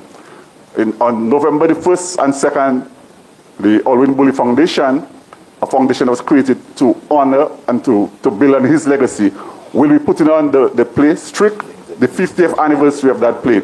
So it's a shout out to us inside here to go and support that production. A production by Alwyn Bully, and will be performed on November the 1st and 2nd. Okay, thank you very much, Superstar Spring. Eric Augustus. Well, take your mic. We already starting to wind down. No, we have the feature address coming up. What a dunce like me can say after these two bright guys. I love that. These two bright guys gave you everything that you need to know. My position is, from the time I was told about this, I decided I was going to try to be the hub. I was the one who made the list, and I sent to some of these guys of all the 101ers and 102ers. So eventually we came up with something close to 60 students. I can't believe two first forms had 60-something students, and now teachers are saying the classroom is too big. But we were in high school, and there were lots of us. So I am the hub. I call everyone. Make sure that, even when we had the gathering on Saturday, I took my phone, and all the guys who are out there still that I communicate with, I call them, and we FaceTime. And the bunch of us who were there at the school on Saturday, they were able to talk to those that were outside. Macaulay Roberts, he was once a head boy. He lives in Queensland, Australia. We were able to get him. I was able to get him on the phone. And he spoke with everyone, and there were tears in their eyes. Everybody was happy to see the kind of camaraderie that we had. Okay? Like I said, a dunce like me can't say anything much. Brothers, told you everything. Final from this particular panel. Alvin, retrofitting, just finally, before we take the feature speaker. Yes, thank you, Alex. Just two things I want to say very quickly. We started this process a little over a year ago, and when, we rounded up a few guys and said, hey, we got to do something. And one such person that started off the journey with us, who is no longer with us, is Jeffrey Brisbane. Wow. Jeffrey was one of our, part of the 75 class, and he was part of the planning committee, but he didn't see it through. And I remember when we had our first meeting, maybe the second meeting, Jeffrey said he's not doing too well, and but he continued coming to meetings right to the end, up until the time he could. So I just want to honor and respect the work of Jeffrey Brisbane. And those of you who know Jeffrey's involvement in Carnival, in COC, in festivals, you name it. But the other thing I just want to say, though, is that in terms of what education should look like, there is a group of us, old boys, going all the way back from the 60s, currently in the 80s or thereabout. We have established in the United States a St. Mary's Academy Alumni Infrastructural and Development Fund Incorporated. So we have that foundation registered in the U.S. and incorporated in the U.S. And we also have 501(c)(3) status in the U.S. So we can get tax write-off from corporations, that the corporations who provide us support can get tax write-off. And we have an account in the U.S. attached to that particular foundation with the Bank of America. And also in Dominica, we have just submitted an application for the registration of a foundation in Dominica known as the St. Mary's Academy Alumni Infrastructural and Development Foundation Incorporated. I must say thank you to the Minister of Legal Affairs, the Honorable Raymond Blackmore, who has signed off on our application. The documents are all in, so it's just a matter of finalizing all the necessary protocol. That is in place, and we are aggressively in effort to raise funds towards the project. Also, we have started a discussion with an institute in the U.S. called the XQ Institute. They are heavily involved in education, and the Prime Minister of Barbados get into some discussions with them a year or two ago, and they built an innovation center, they call it, an innovation center from ground up in Barbados. We, that is the foundation in the U.S., is having conversation with that institute. We hopefully will have our second meeting with them on the 20th of this month. And some of the things that we're looking at, as you mentioned, the question of retrofitting.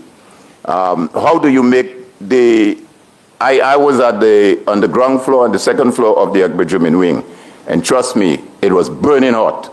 So how do you retrofit this building to make it much cooler? How do you retrofit the old building? So hopefully we'll be having that meeting, that conversation with them, the board, on the 20th of this month. And moving from there, we want to engage them aggressively and get them to commit to some development and assistance for the school. I just wanted to bring that to your attention.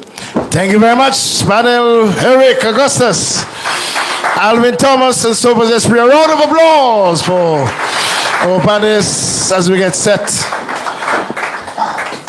to move on. And I must say, one of the hallmarks of tonight's event is punctuality, discipline, and confidence. The St. Mary's Academy gave you that kind of confidence. Tuti was shy, and when he left SMB, he had that particular confidence. It gives us great pleasure to now welcome to this special ceremony this evening, the feature address. Make you feel welcome, Attorney at Law, Ray Harris.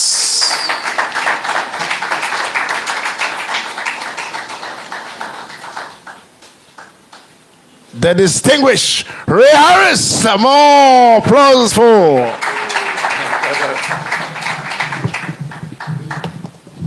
Yes.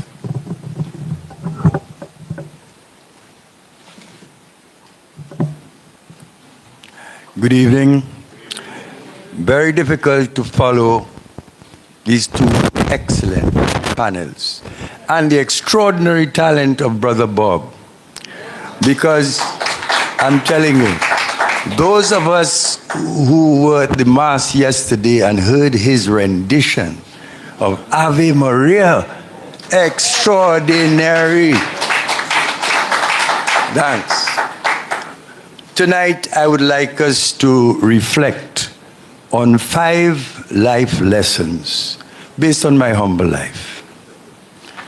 The first life lesson is life is a spiritual journey in temples of flesh. The word spiritual relates to matters of the spirit And the word spirit is commonly used to refer to the non-physical part of human beings, the spirit soul, the seat of the emotions and character. It must be remembered that in Genesis 2:7 we read, God formed man of the dust of the ground and breathed into his nostrils the breath of life, and he became a living soul. And the word journey can be said to refer to a trip from one place to another, or a process of personal growth and development involving challenges and learning through experience. For example, there you are, living souls, listening to me in temples of flesh, looking through those eyes, smelling, tasting, touching, experiencing life on earth in this beautiful nature island, Dominica. Hence we read in John 14:2, in my Father's house are many mansions. This earth mansion of the Father's house is a school for souls to experience life within the limitations of this three-dimensional material plane. Earth is a school, like our alma mater, the St. Mary's Academy. The only difference is, it is the ultimate university for souls like you and me. We who experience life on earth in temples of flesh tend to be more consciously aware of the slower vibrating substances of gases, liquids, and solids. However, regardless of what name you now carry, the omniscient, omnipotent, omnipresent one, the consciousness behind all consciousness, is at the center of your being. Without that conscious essence, that divine spirit, in Christian parlance, the Holy or Christ Spirit, you would not be experiencing the life that you're presently enjoying. That conscious spirit is the silent observer or witness within you right now.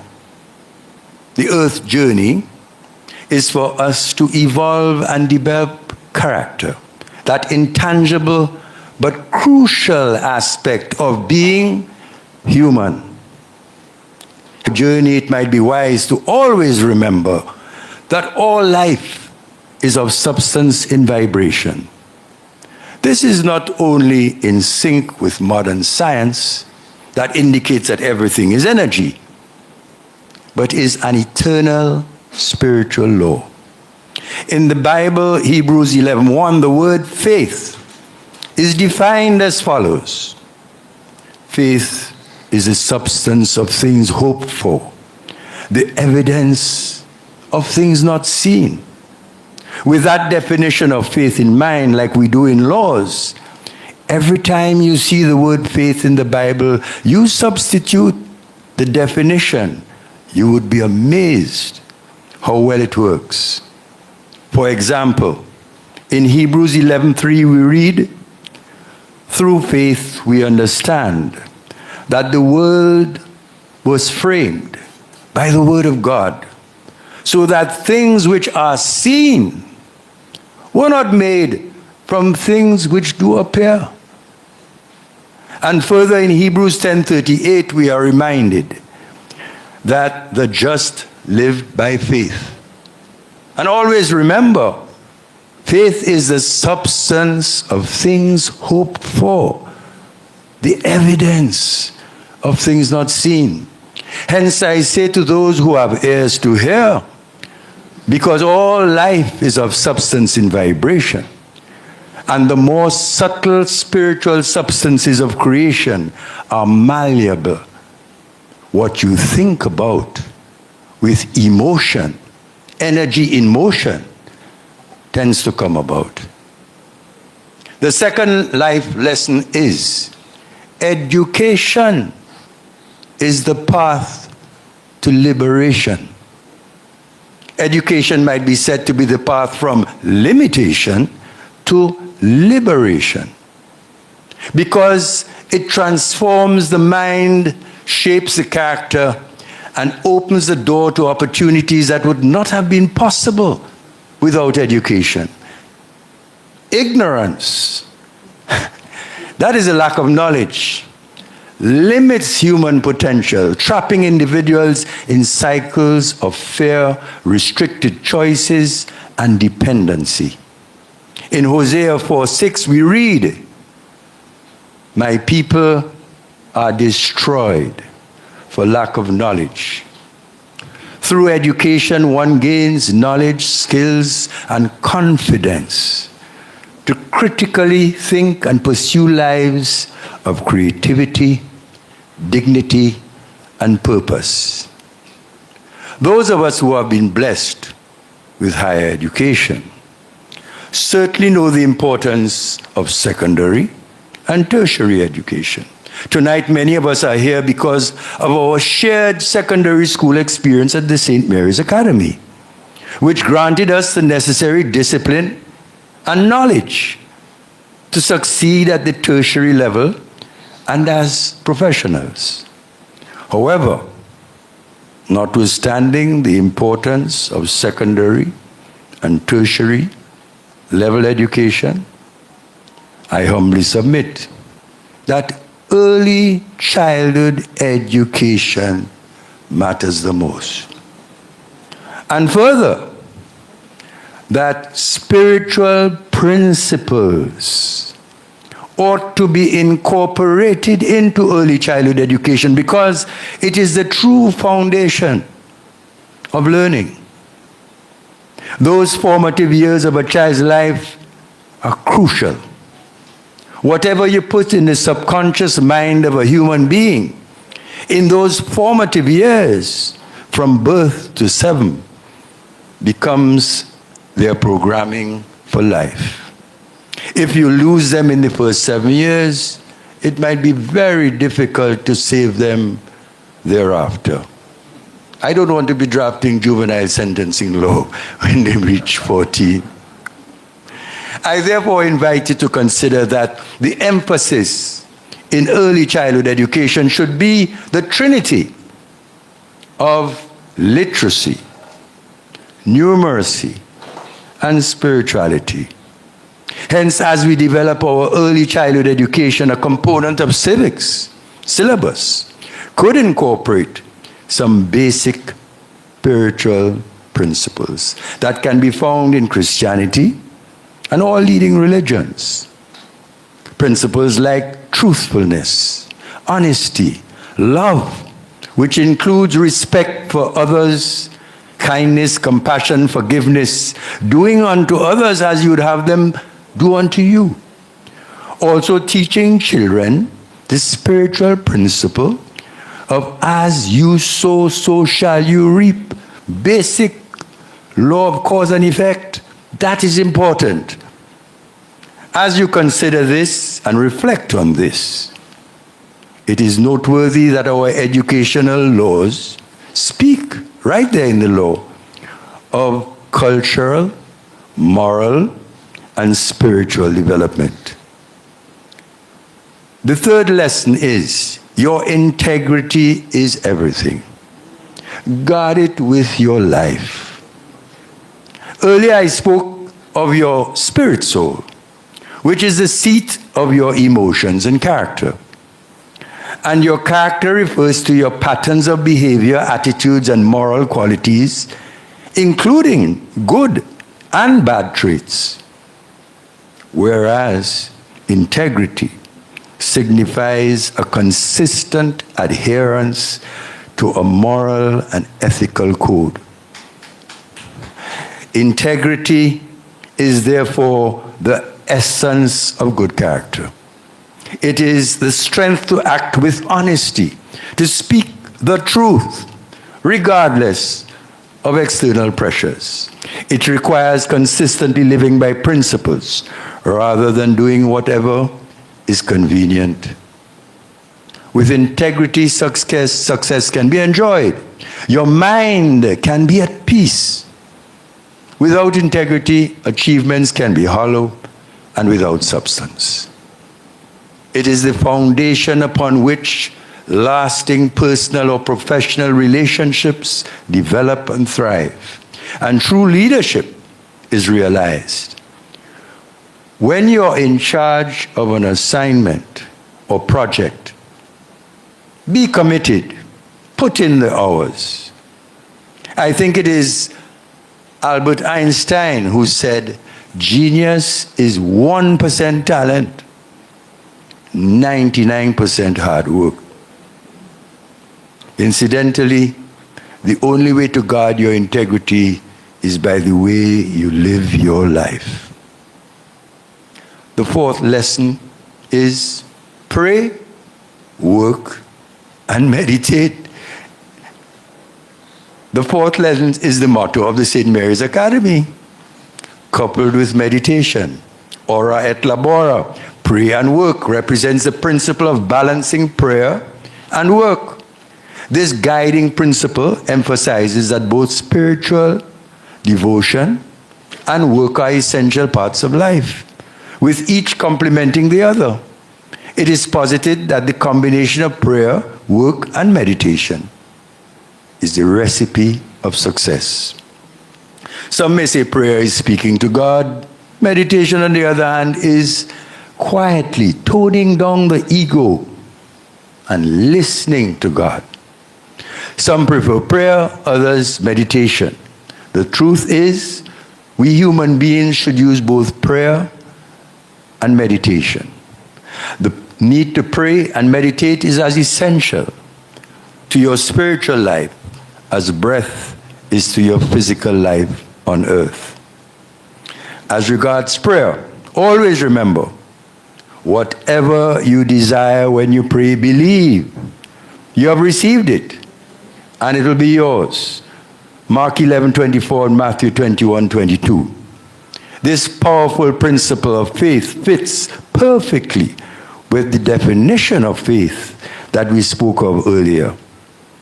The emphasis is on aligning your desires with God's will and acting in faith, as if the request has already been fulfilled. Although meditation like intermittent fasting has become popular of late, meditation is less understood. Meditation might be said to be focused awareness, transcending the attachment to thought, calming the mind, connecting with inner stillness and peace. It can be thought of as a centering process that brings you to the inner eye of your being. It is the ultimate method of realizing the maxim, man, know thyself. Incidentally, many erroneously think that this maxim originated in Greece.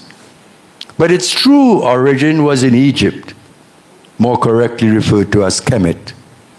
This maxim might be said to mean awakening to your true essence, beyond the ego, realizing divine consciousness within, thereby assisting one to live in harmony with universal wisdom and love. Remember, we read, be still and know that I am God. Before moving on to the fifth and final lesson of life, in that we all work, we certainly know that work not only sustains our lives, but gives our lives purpose, fosters growth, creates value, and uplifts both ourselves, our families, our institutions, our nations, and by extension the world. The fifth and final lesson is, love is the fulfillment of the law. Love is the fulfillment of the law might be said to be the essence of all moral and spiritual truth. All laws, even those enacted by man, which exist to regulate and guide human behavior, so as to develop societies, nations, and a world based on love peace, harmony, respect, and justice. Rules without love can become rigid, heartless, and burdensome. Love is the principle that gives meaning to every aspect of life. Love is always fair, just, and equitable. One who truly loves God, the creative source, the consciousness behind all consciousness, who loves self and loves others as themselves, does not need external compulsion, because love prevents harm to others and actively seeks to ultimate good for all of us. Love, like faith, is not just a word or an emotion, but is also of substance with a particular vibration. It is the highest vibrating substance on planet Earth. Love embraces forgiveness, because what is love without forgiveness? It also embraces gratitude that attracts more to be thankful for and creates unity in human relationships.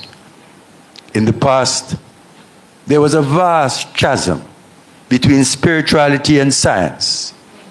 But as Western science evolves, it merely proves what has been taught by Jesus the Christ and spiritual teachers from time immemorial.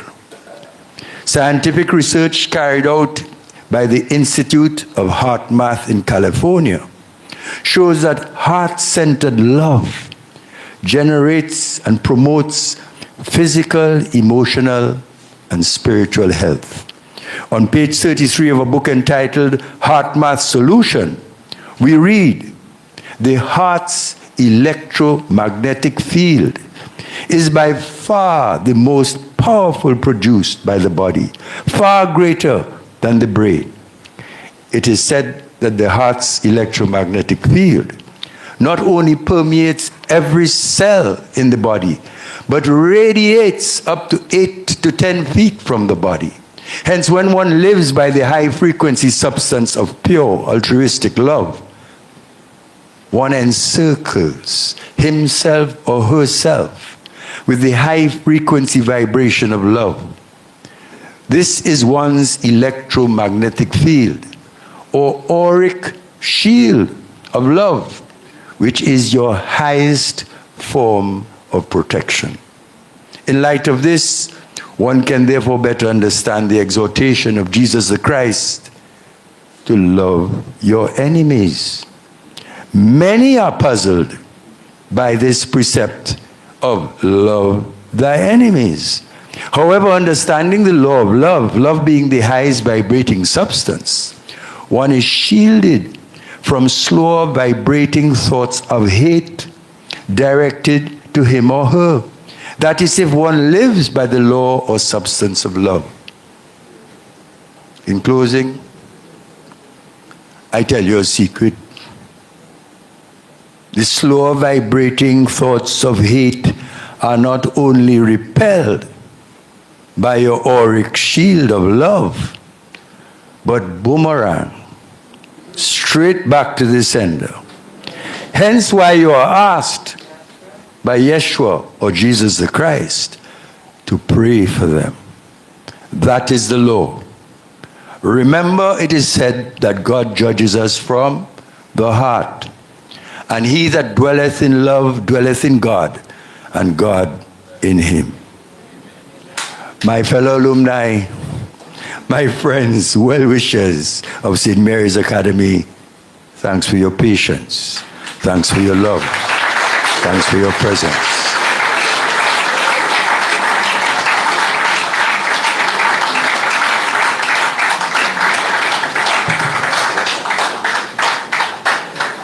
And just to make a transition, I'm going to think of something in light of the fact that SMA, there's nothing close to us, at almost in every field, but entertainment. Frank Sinatra supposedly said, and he was a great entertainer, like many of us from the St. Mary's Academy.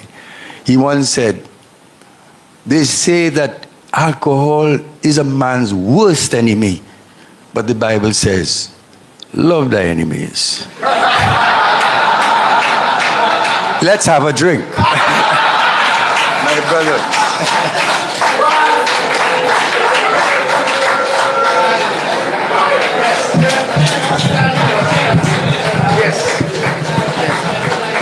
Yes. A round of applause.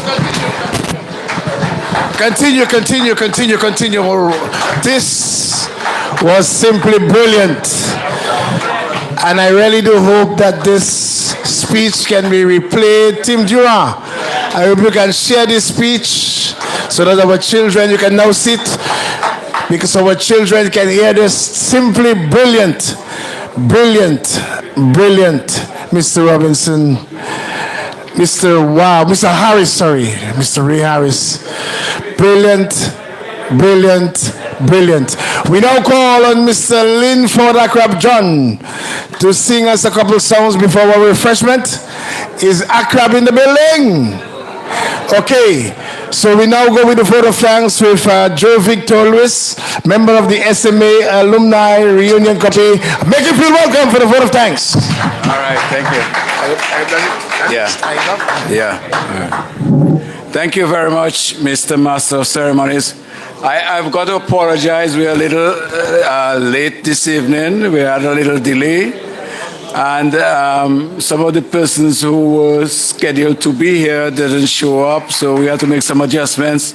Linford had to run away because he had a previous engagement, so we have to drop that part of the program as well.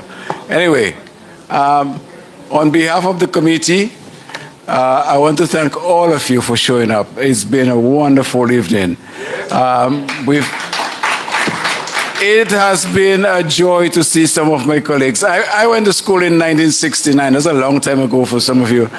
But in my class, I had Damien Dublin, Peter Etienne, where is he? Robert Alexander, somewhere at the back. Edmund Tavernier and his brother Sanderson. And where are the others? Bertrand Telemark. And there's so many. I went to school before Alvin Thomas, but somehow he seems to dominate all our lives. You know? He calls and we respond. And that's what happened to us in April of 2024. He called, asking a few of us to join this committee to put this reunion together. There were about 10 of us, including, as he mentioned earlier, Jeffrey Brisbane, Jonathan Prevost, who we call Trouble for some reason, because he always created a lot of trouble. Alcott Hamlet, Damien Dublin. There were quite a few people, David Fountain and so on. But afterwards, Sobers joined, and who else? Well, Tutti was on board very early, but there were a few others that joined in later on. But this group sat many meetings. We started, as I said, in April, but then Jeffrey fell ill, and that kind of slowed down the momentum for a while. But it picked up later when Jeffrey says, listen, I don't want you all to drop this thing. I want us to continue because SMA deserves it. Subsequent to that early April 2024 meeting, another committee was formed to deal specifically with the roof. And Alvin mentioned it earlier. And that committee has taken off. This reunion has been a trial. It is not easy trying to reconnect with SMA students.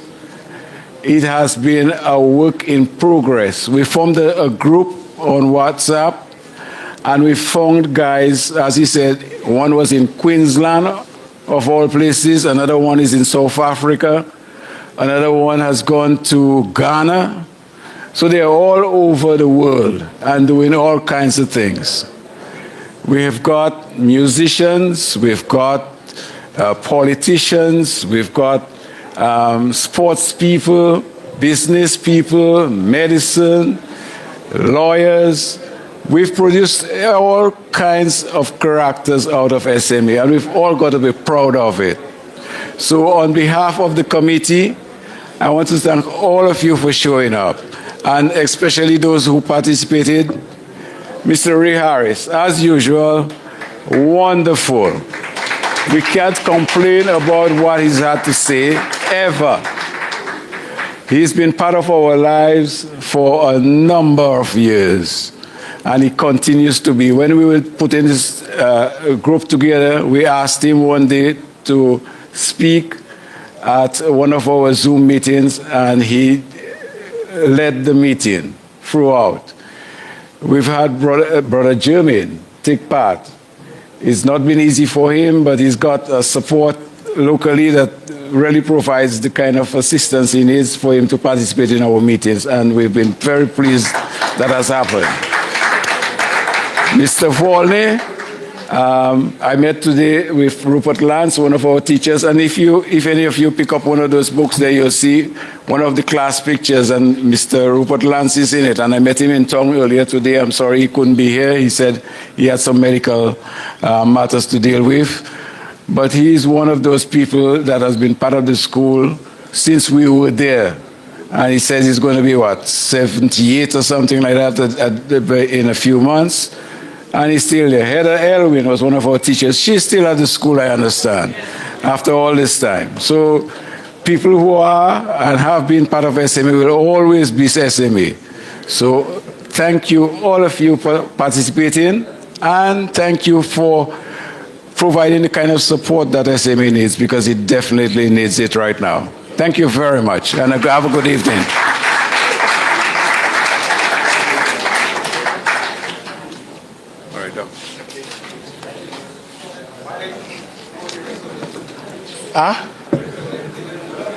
I don't have it. Just want to thank you, Joe, Victor, Luis. I thought you would have given the program for the rest of the activities just before we leave. So Alvin, just give us the program and then we will have the refreshments. Okay, so you can start with the refreshments, but then the program, Alvin. By the way, the greatest, after I say who is the greatest, you say SMA. Who is the greatest? SMA. Who is the greatest? Magatanza, who is the greatest? SMA. Have some refreshments while we give you the program for the rest of the reunion. Yeah, well, just very quickly, guys, the bar is open. I think our official dress speaker indicated, have a drink. The bar is open, the snack hors d'oeuvres are open, you know. Enjoy yourself, have fun. Okay. Tomorrow we have an island tour, and that is Tuesday. Wednesday we have this educational forum where we're looking at the changing local, regional, and global realities of education. Thursday is Reggae Night at Paradise Pier, Labadee, SMA Old Boy, and Friday we have the big concert. The Signal, the Dice, the Daddy Chess, you name it. All that is going to take place at the St. Gerard's Hall. $50 a ticket, $25 for students, $60 at the gate. That's on Friday. So we look forward to seeing you guys. Thank you guys for coming. Have fun, have a drink, socialize, exchange.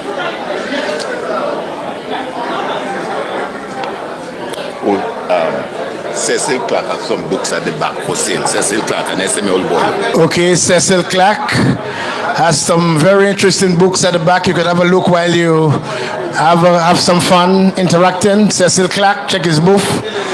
Some music from Mr. Mix while we socialize. I'll get something together.